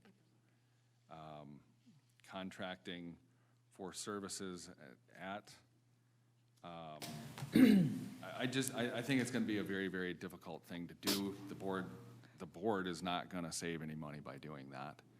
And my concern is that the level of service is still not met, and we're still in the same position. I don't have the availability or the staff availability to accommodate this level of service. So we're kind of blocking heads. I mean, so the question is, how do we find a path forward? Yes. And, you know, the long-term path forward, in your view, would be to hire a full-time parks person. And right now, there aren't, unless people change their mind, there aren't 3 people on the board that are voting for that. And so then the question is, how do we go forward for this season in a way that the board could agree to that would be some relief to you and to your department? And I'm not expert on parks, I'm not expert on hiring, so it's hard for me to know. But I do wonder if there would be, there's a lot of people who spend 6 months out of the year in Minnesota and 6 months out of the year somewhere else. There's a lot of people who are looking for part-time things to do in the early parts of their retirement. And I don't mean that I know there's somebody. I don't mean that I know this would work. But I think that we're wanting to get creative so that the needs of the park are being met for this season, and that we're not, as a board, committing to a full-time, long-term hire, either outside of the budget process or when we don't really know what the need of the park is. So that's how I see it. So I feel like we need to find somebody who's willing to serve in this role for this park season and kind of see what that amounts to. And I don't know how to find that person, and I assume you don't either, but I haven't tried. So I think if we can get our administrative assistant, get that hiring process started, and if we can clear up that time plus contracting or finding someone else, and at our 55% or 0.55 and a contracted help should take care of the needs for this year, and we can evaluate as we're moving forward. I think it's going to bring a lot of challenges, and a lot of what needs to be completed at the park is not going to be. We just don't have the time to do it. So park hosts, getting park host sites designed, the septic drain field, I cannot guarantee that any of that stuff's going to be done or accomplished. And unfortunately, that's going to be a detriment to the park as a whole. We're going to be in, it's not going to look very good to Stanton Township, who has approved a lot of the ability and availability for us to do a lot of these things. And it's going to put an immense amount of undue stress on staff that is already tapped out. So, And I think if we could fill staff, we would not be having this level of conversation. I think that would definitely help out your public works if you had your even when we were accountant and your. staffed up, before we lost the accountant, before we lost the administrative support specialist, we're still in this same boat. This level of responsibility that the board accepted in 2019 was still there. It's just it was never discussed. And since it's been discussed, it's gone nowhere. I'm a little bit baffled by how to move forward with this additional level of service that the county has obligated itself to, but not done anything reciprocally. Yes, Linda. So this was before several of our times. What was the original plan when the acceptance of this large grant from the state to build the pavilion? What was the plan then for somebody to keep it up? Well, there obviously was discussion about having park staff, but at that time, it didn't seem that there was a concern of the board to have staff to take care of the facility. So I think, honestly, at today, where we're at today, nothing's going to be moving forward. So from a staff standpoint, we're going to have to just figure out how to get through the summer. And if anybody has names of people that do this type of work on a contract basis, get them to Jess or I. But I don't honestly know anybody that does that, so. If I can't fulfill the responsibilities of keeping that open, the state is going to audit us. That is a guarantee. They will show up. They've shown up several times. If it is not operating, we are in violation of that grant. I'm doing what I can to ensure that we get there, but I cannot guarantee it with our current staffing level. I just can't. And that could mean that the board is going to have to accept the responsibility of paying back approximately $1.4 million.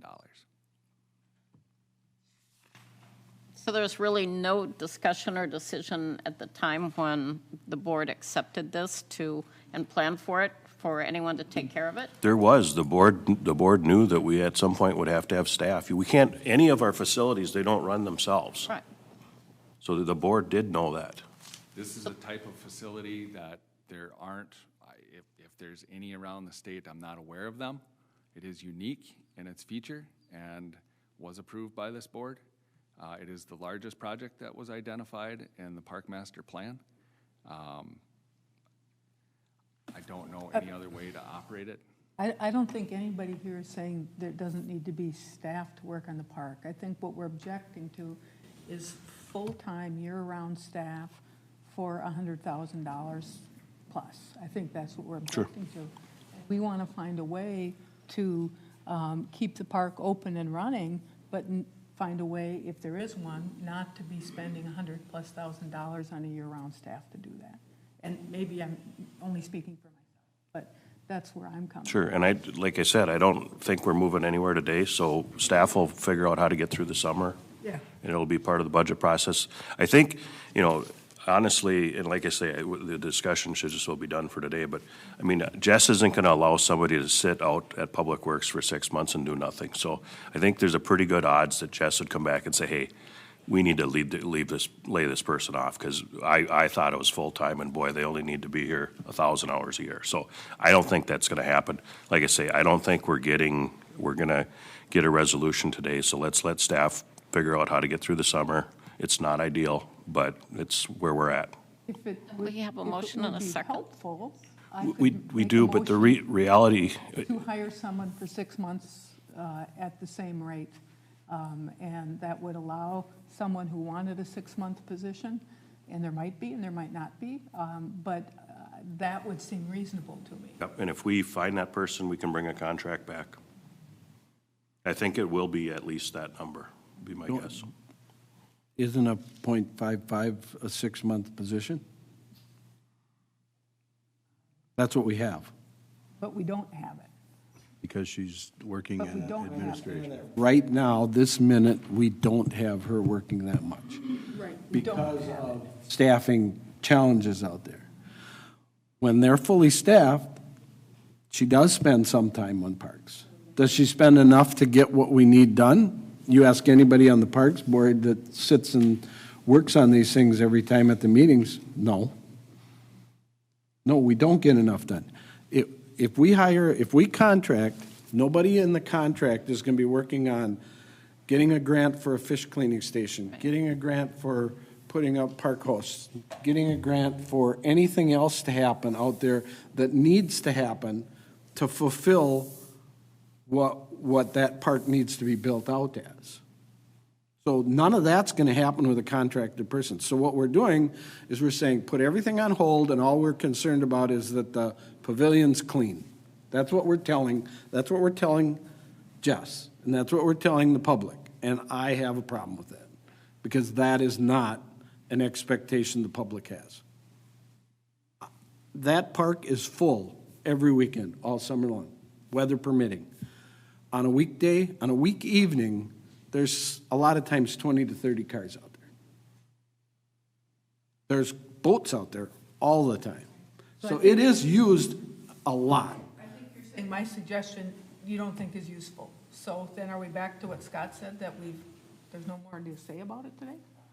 I would say, I'm just pointing out that by contracting, we're not going to get to all the things that need to get to out there. All we're going to do is make sure people get reservations, they get to go there, the place is cleaned up.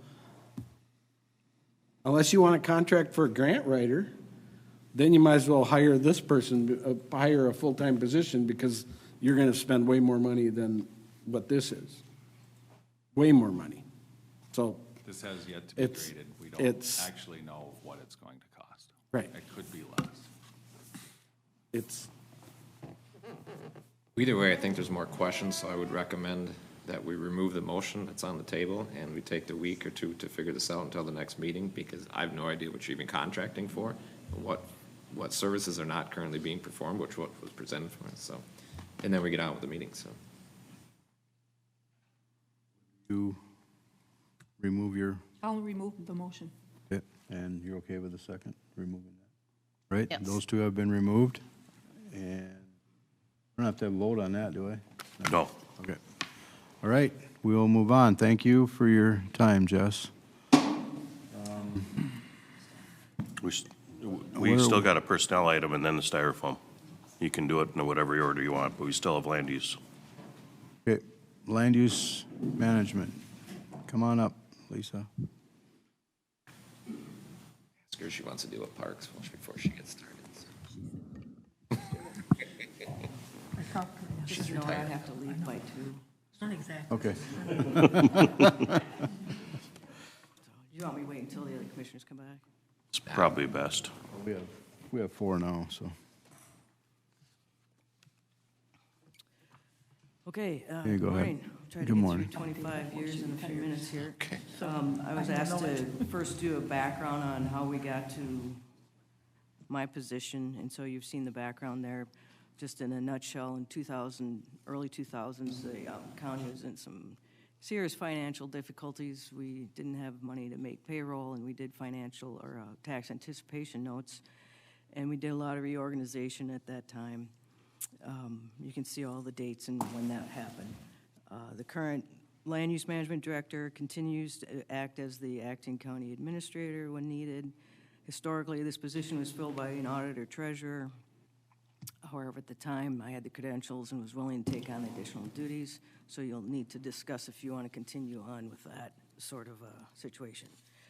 Financial impacts, currently, my salary is divided between 5 different budgets: the survey, GIS, building, zoning, and recording. Depending on what option you choose, you can still divide those salaries up into numerous budgets. And there's a caveat that some of the budgets that I have do have spending restrictions on that, and I'm preparing that information for the next person. There's a number of options we've been given. One is to keep the same structure that we have. Just note that the current position has the requirement of being a Minnesota licensed surveyor. Option 2 is keep the same structure but remove the licensed surveyor requirement, which means that you'd need to redo the job evaluation or the job description.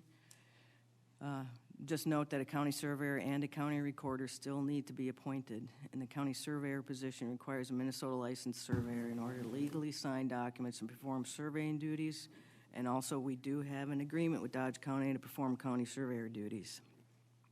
Option 3 is to do a study on current land use services to see how the organizational structure could change. 4 is to do a study and incorporate some more departments and stakeholders in a study. Option 5 is what I'm proposing as the best solution, which would be to separate the land use management duties into 2 departments and advertise for those positions. Over the years, as the department has expanded, there's been a constant communication between the staff and myself as to the cohesiveness, cooperation, and budgets of the individual offices. With staff input, the offices were recently reconfigured to combine most of the spaces as laid out in this option. It's believed to be providing the more streamlined and efficient services to the public. So my proposal is that you keep the county surveyor and recorder and GIS together as one unit. They work with each other on a daily basis with the surveying, mapping, recording, and managing the land records and GIS. Their budgets work well together for those overall functions. Initially, the Goodhue County began the trend of having the county surveyor also be the county recorder. Since then, Scott and Rice counties have used that model. This position is critical to fill in an expedited time frame, as many of the documents need to be signed on a daily basis. We have a service agreement with Dodge County for both surveyor and GIS services. Proposing this as a department head position requiring appointments for both duties. Stated above, the county surveyor requires a Minnesota licensed surveyor in order to legally sign those documents and perform those duties. I've prepared the job description for that. Land use management, keep the building, zoning, environmental health departments together under a land use management director. As with the survey department, the workflow, coordination, and budgets work well. The new director description includes grant writing and grant management responsibilities for that particular department. This would be a department head position, and again, I prepared that job description. And then if the board has any other options. I did want to put some additional discussion in there.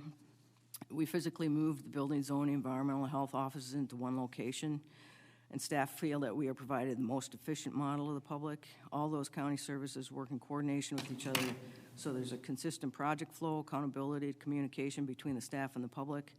The public, along with township and county officials, have complimented us on that streamlining of that office. Staff feels similarly with the survey, GIS, and recorder's office. The efficiencies of managing the land records in one department has provided the public, county departments, and county officials with a cohesive response and accountability to not only research and answer questions, but also to professionally produce tools to store and provide access to that information. We also found efficiencies by having the administrative staff of the department physically located in the survey GIS office. They perform the daily office administrative duties, general county information services, and passport services. Having the passport room adjacent to the department allows us to provide efficient coverage in both areas. A number of years ago, the federal government they told us that we couldn't have recording vitals and passports in the same area because basically they said you could make somebody up and give them a passport. So we had to have a physical separation, and this is a really good situation where we have it right now. Option 5 would allow management the management load to be distributed to 2 department heads, each focusing on the areas of the operations instead of currently 1 department head handling all 6 areas. In addition to the management of the staff and project, it is expected the managers are working managers who actively participate in the daily tasks and operations of the department. For example, the surveyor recorder has to do the internal survey work and some external survey work, along with writing correction certificates in the recorder's office and maintaining all the archival data. Land use management director is expected to write and manage grants and attend planning commission and board of adjustment meetings. This would hopefully lighten the load of work and distribute it to 2 department heads.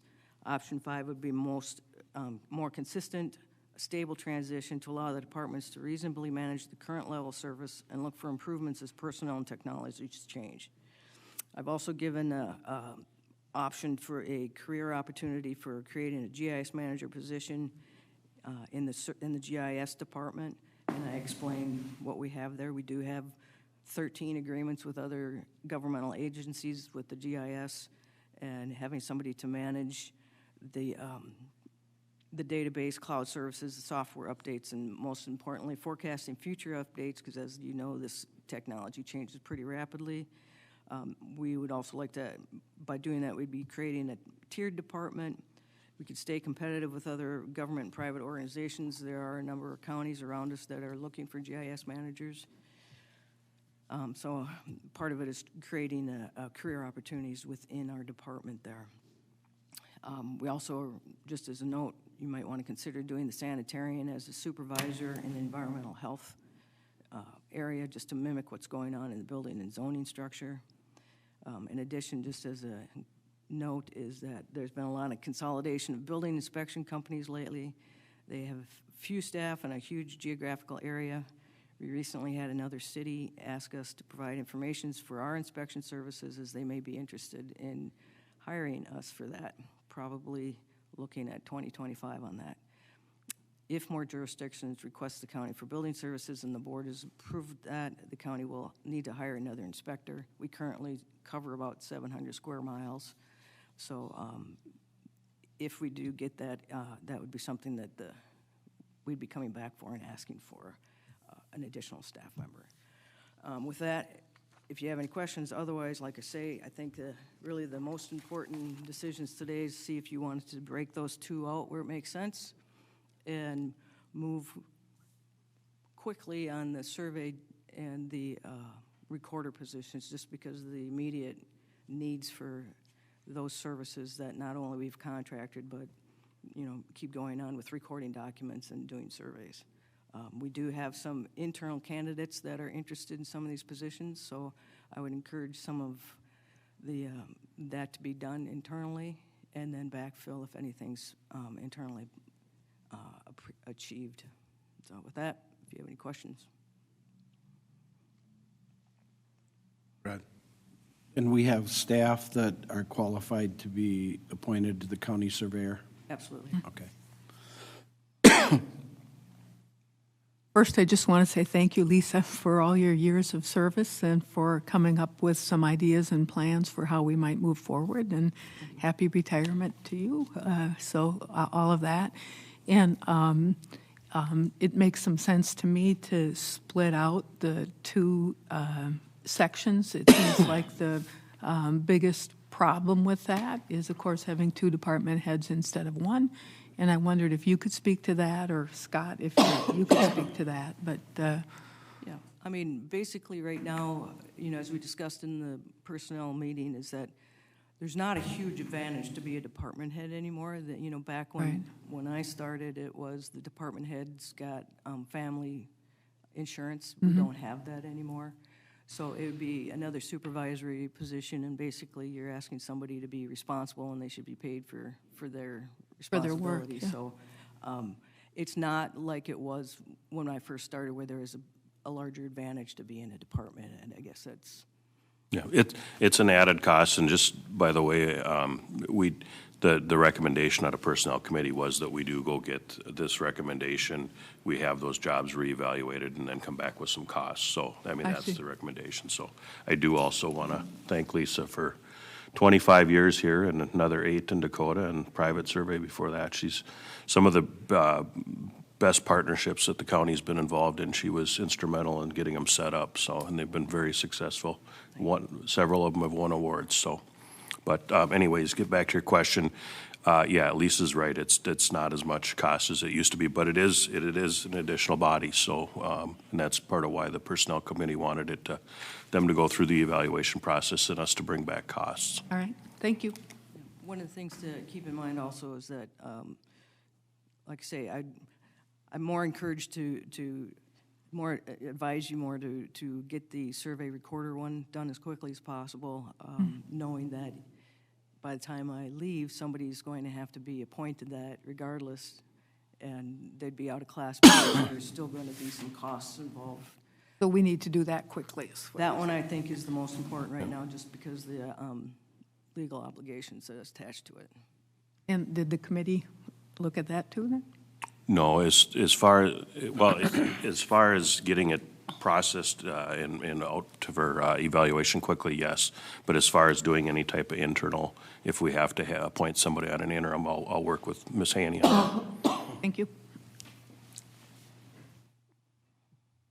Any other questions from the board? I think also we need to consider the other positions to supervisory that have been recommended. I think we need to consider those two. I think that's important to talk about steps. GIS manager one was. And an ability for people to move up, because that part of the criticism in our smaller structure that I agree. people have opportunities to go somewhere else and we don't retain them. And if we got options, it helps with that. God, have you run this through the management team? I mean, has this been discussed? We didn't necessarily run it through the management team, but I will say that when we did the, the building studies and stuff, all of those plans were thoroughly vetted, and you can't see that this was the recommendation, but you can see how all these pieces were put together on our building map, so. But we have time. I can, as we're putting the job descriptions through pay equity analysis, we can certainly go to the management team and ask if they have any feedback as well. Definitely would want to hear from them, so. I'd recommend that we get those job descriptions done. I'll move that as a motion, and also get recommendations for the surveyor and the recorder sooner rather than later. I don't know if we can get it by the first meeting in May. Yeah, Lisa and I, all we have to do is talk about interim, because more than likely there will be an interim staff, but yeah, Lisa and I'll talk about that. If we could get. Job descriptions are written, this just needs to go get evaluated at this point. I would move to get the job descriptions evaluated and consider those other options, bring back some of the other information on those. Second. Okay, motion and a second. Any other discussion? All in favor, say aye. Aye. Aye. All opposed, same sign. Motion carried. I have a question. What other options were you looking at?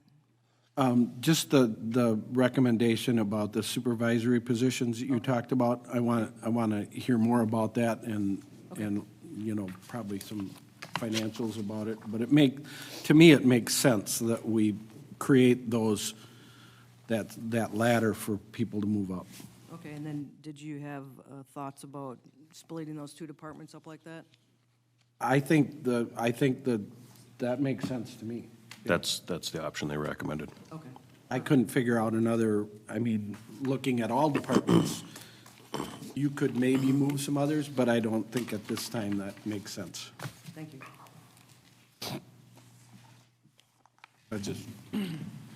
Thank you. Now we're going back to, get my bearings. Back to Jess. Styrofoam. There we go.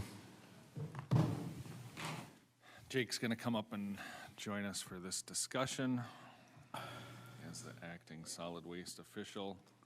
He's going to tell us all about densifiers.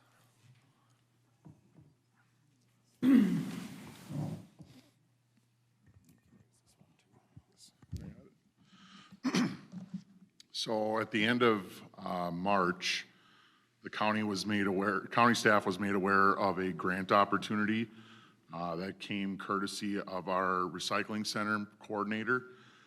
This opportunity is a yearly opportunity to apply for a grant to purchase equipment that can process styrofoam. The recycling center in recent years has seen an increased amount of styrofoam, mainly due to people bringing boxes that have styrofoam packaging in them, and they throw them both in the containers, in the recycling containers, not just in Red Wing, but around the county. When those come back to the recycling center, those are not a recyclable product that we currently process, so they essentially get transferred over to the solid waste campus and are essentially treated as garbage. The question came up from staff as to whether or not there would be interest at the county level to purchase equipment via this grant to process styrofoam, either the stuff that simply comes in from essentially a residual from people throwing it in our recycling containers, or to expand a service to actively collect styrofoam, primarily at the Red Wing, at our Red Wing facility. So really the intent of this item is to gauge the board's interest in pursuing a grant that could allow us to process and essentially recycle styrofoam. We have not made this application yet. The application for this year is in a week. But this is a yearly opportunity, and because this would be a new service, essentially, again, we currently don't collect this item. We felt it would be appropriate to come to the board and gauge interest in whether there's interest in adding this as a potential service and pursuing the grant to purchase a densifier to process styrofoam.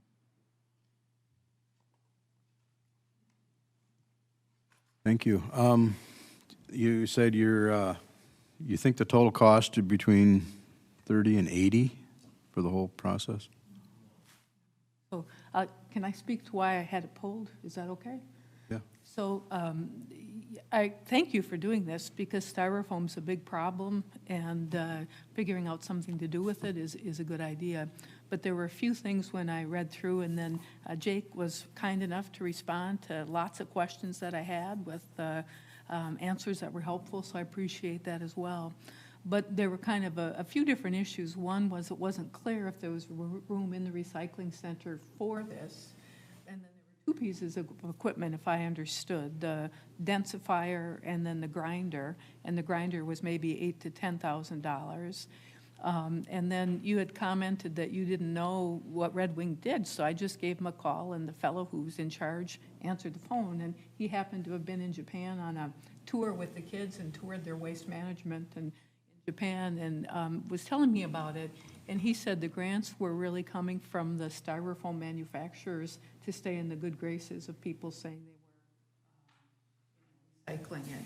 But the other expenses that were possibly there is apparently recycling styrofoam. It has to be clean styrofoam. All the stickers have to be off of it. And it tends to be kind of time intensive. And Jake wasn't sure, but thought that there might be an added employee that would be needed. And then there's no place in the state of Minnesota that accepts densified styrofoam. Iowa has two places, but they only accept styrofoam from within Iowa. There was one place in Wisconsin called Unique, I think was the name of it. And when you look them up, they make like picture frames and that kind of thing. And then it says call. So I called them, but they didn't return my call. So I don't know if they're even accepting styrofoam at this point. So I was concerned about getting a piece of equipment that the grant wouldn't fully cover, needing another piece of equipment, potentially needing more space for that equipment, and then it not being clear if we had anywhere to send the styrofoam. And I think you thought, Jake, it would cost about $500 a trip for transporting the styrofoam, including the gas and the truck. So it seemed like it was way more involved than just getting the grant, which was why I asked that it be pulled. I think it's good if we find something to do with styrofoam, but I don't think we want to make a bunch of styrofoam and then have nobody who wants it for anything. And Jake wondered if even some of the manufacturers in the community might be interested in styrofoam products, and I think that could be a good idea, but we'd have to know what they wanted. The fellow from Red Wing said you can either densify styrofoam or you can melt it, and in Japan they melted it and not densified it. And the advantage of the melting it rather than densifying it was then you could make it in the shape that you had brought up Red Wing Shoe wanted rather than not make it in that shape. So to me, it felt like there was more information we really needed before going for a grant if we don't know if we have a place to send the styrofoam, if we don't know if we have room for it, that kind of thing. So that's why I asked that it be pulled. What's the time frame on that? Say we apply for the grant, do we have to accept it? Say 2 months down the road, you find out, wow, we don't have a market. It's a 6-month implementation, so they want to see a plan at 6 months. How we approach densified styrofoam, I mean, really could be up to the board's discretion. You can do it on a small scale, you can do it on a commercial scale. You know, a smaller densifier to handle material that we already accept is going to cost substantially less, not require a separate grinder, take up a smaller footprint. We can process it, condense it, turning it into a product that may or may not be able to be marketed elsewhere. Right now, it's going to the garbage. You could send it right back to the garbage without taking up the additional 95% that styrofoam constitutes. So there's 95% air in styrofoam products. So it takes up a lot of space in the landfills. This is an environmentally conscientious opportunity for the board to consider.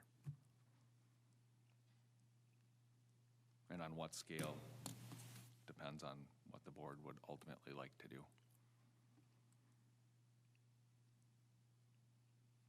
Question? Yes. Did that, when your conversation with Red Wing, what do they do? Do they have? They treat it like garbage.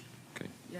And one would assume they see, because it's collecting all the garbage, they're We talked about seeing it. much Although more than we They are. said they'd be happy to put out bins to collect styrofoam and let the county deal with it, but. It And I currently appreciate- goes to the incinerator. I think most of it does, but I think some goes to landfills as well. This was a 10-minute conversation, so I don't want to pretend I'm expert on what Red Wing does with it.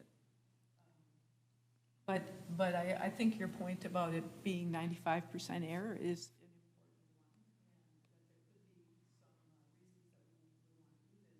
But and then if you look, there were like 50 places in the U.S. that accepts densified styrofoam, but most of them that I looked at were only from within their state, and there wasn't. Most of them, they didn't pay you anything for it. So I think the advantage is it takes up less space. I don't know what the problems are with burning styrofoam. Is that? It gets burned now. I mean, at the end of the day. I know, but does that put some bad chemicals into the air that would be less bad in the? I think burning. Pretty anything black. is- I think there's styrenes or something in it. It's Styrofoam is not probably good. just as bad as burning non-densified styrofoam. No different, I would imagine. Yeah, I don't know. We have to process it no matter what. It comes in, people drop their cardboard off, and there's always styrofoam at the bottom of the packaging. We deal with it. So it's going in the garbage regardless. So I We're think you handling it. believe if it was a smaller sort of operation, I understand that there's going to be a space study done for the recycling center, but I think maybe I'm not understanding this right, but that if we were doing a smaller operation, we could find room for this machine? We had it was a vertical American baler, right? It was a downstroke baler that staff did not have a use for. We ultimately put that on surplus and auctioned it off. So the space that a smaller unit would take up would probably be comparable to the space that machine was taken up. They have moved some stuff around in the time that we've gotten rid of that downstroke baler, but I'm sure with a smaller unit, there's lots of options out there. You can have machines that sit outside. Obviously, I think for processing sake, during the full year, we'd prefer that it was housed inside. And if we were serious about contacting the local manufacturers, if we were, and, then we'd want to find out what they would actually want. Yeah. There's agencies that get these machines, and then they utilize homeless people. They utilize other types of groups to come in and process the material. I'm not saying that we could necessarily do that, but there's a lot of people that are getting into the business. McLeod County, I think they were a recipient of one of these grants, and they processed densified foam now. Do you know what they do with it? I haven't asked them. I like the idea of consolidating it, getting it into a smaller package. Make it a smaller. Yeah, but I think the board. there are a lot of questions. The board doesn't necessarily have to make a decision for us to move forward with applying for the grant this year, but rather maybe ask staff to come back with a presentation. We'll have more information at the time that our space study is conducted. If the board's interested in the concept and the idea, we can figure out what kind of a scope the board would be interested in, whether it's a really large scale where we're collecting it countywide, or just handling it on a, you know, kind of a waste basis, out of how we're processing stuff. I'm fine with that. And then we'd apply next year for a grant. Thank you. Very good, thank you. Thank you for the research, Susan, too. Where are we at now? We are down at, for your information, project status report.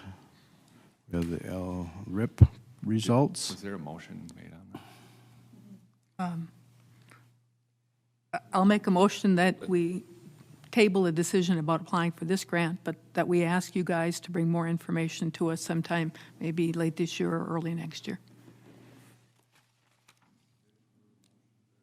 Second. Made and second, all in favor say aye. Aye. Aye. All opposed, same sign.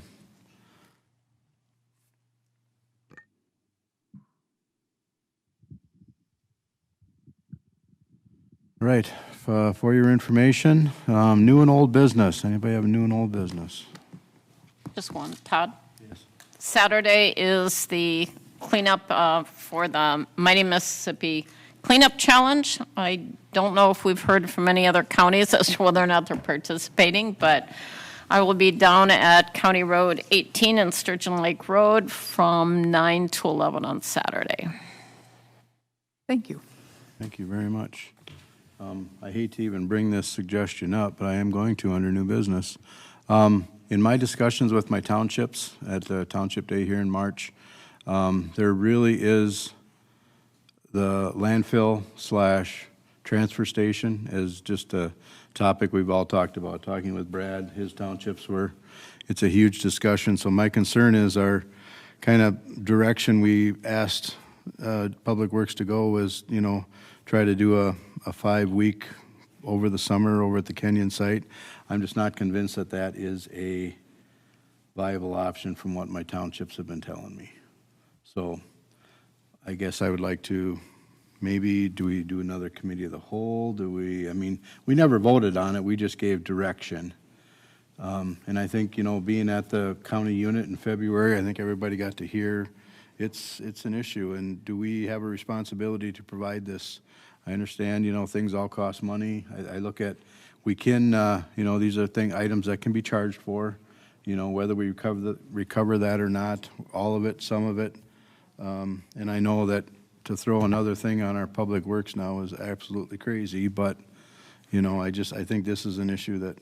I think the public is asking for it Yep. repeatedly, so I think that we do have to take it up again. Yep. So, Scott, any suggestions? We do.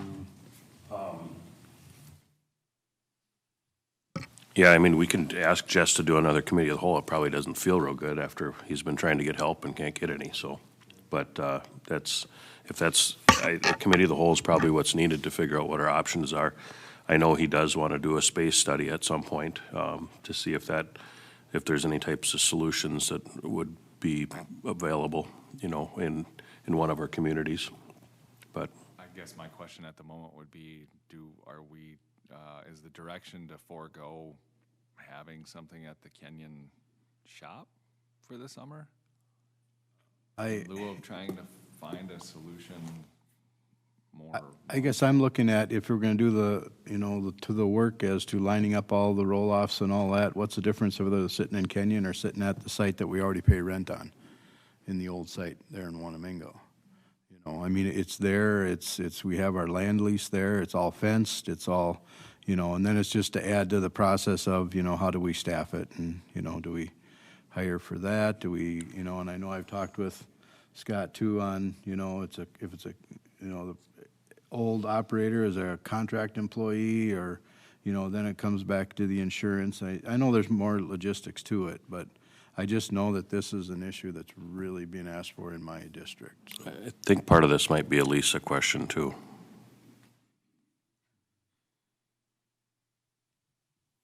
Good thing you didn't go very far.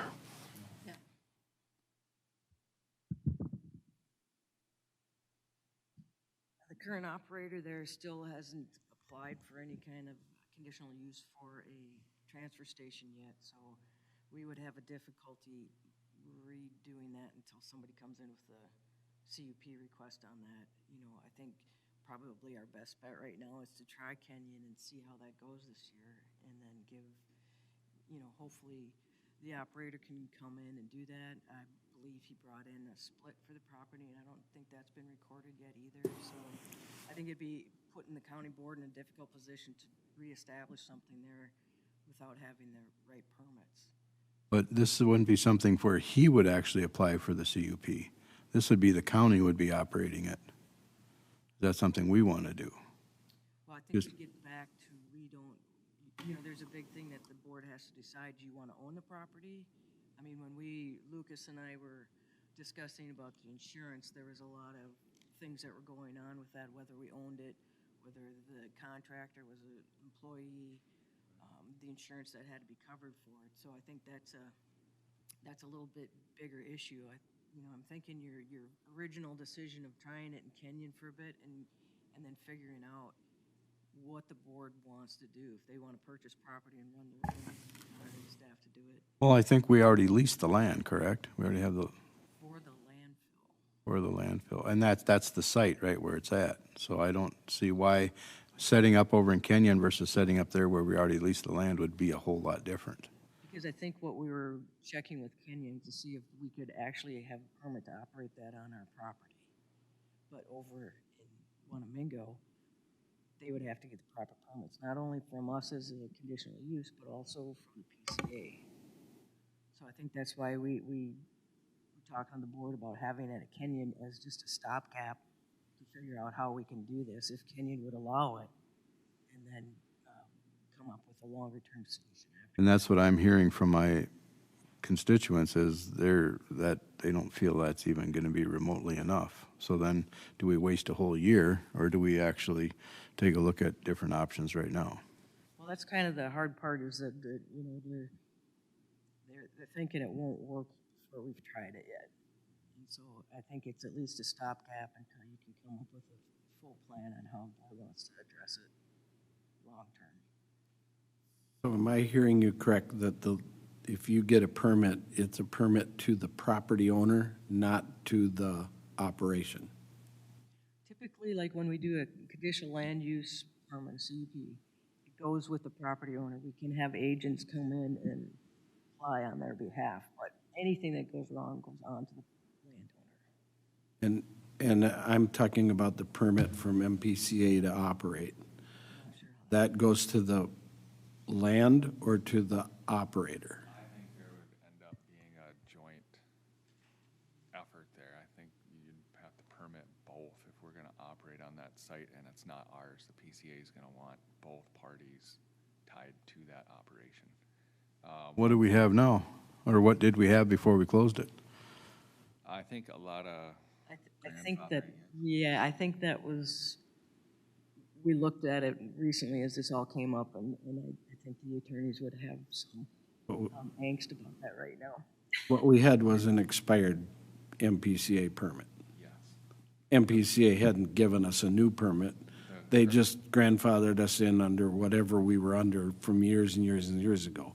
So what you do now is, what happened before, throw that out the window. It's from here forward what MPCA says. So that's why going back to what we had isn't even an option. No, and with the proposed collections and at the Kenyon shop, we aren't taking, we're not proposing to take demolition. Right. Which would require additional permitting. What we would be taking are recyclable materials, which the city of Kenyon has been supportive of to date. Ultimately, the decision is, does this board want to spend money to do this, or does this board want nothing to do with it? Probably. And you've got conflicting information from board members.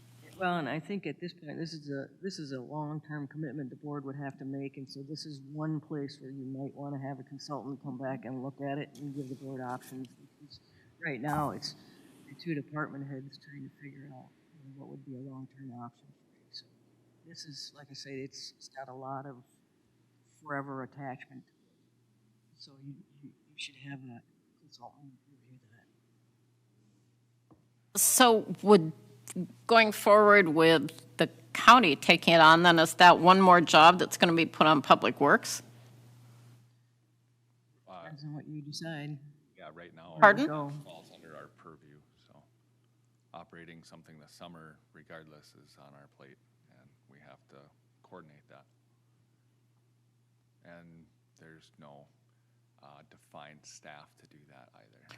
Right, I was going to say, it doesn't sound reasonable that that's going to happen, to think that it's going to be able to come under Public Works. See, that's where, like I said, the consultant would be really good, because then I think they can study on, do you want just recycling? Do the citizens want the demolition debris? What level of service do you want? And how much, like you were saying, Commissioner, how much are they willing to pay for that? And then is the county going to purchase land, run it as a county division? It would probably come under solid waste in some form. So I think having somebody on the outside looking at that, looking at other counties, how they're dealing with getting those costs, would be a lot more beneficial than having us come back and walk into the holes to discuss it. Yes. Right. So do we try to see what a consultant would cost? Is that? We'd have to do an RFP. Request for proposals from consultants. We can certainly do it. That takes time too, but.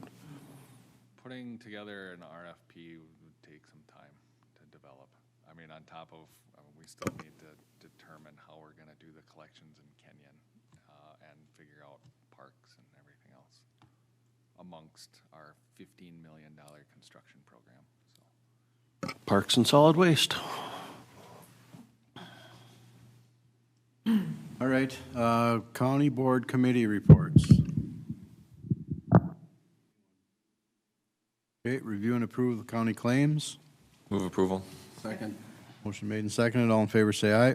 Aye. All opposed, same sign. Motion carried. Motion to adjourn. Are we going into a closed session? Go to closed session. Oh, that's at 10 o'clock, though. Are we gonna go to that first and then do HHS? You got all the players here. It's a discussion whether you wanna do HHS. How long is the attorney's gonna take?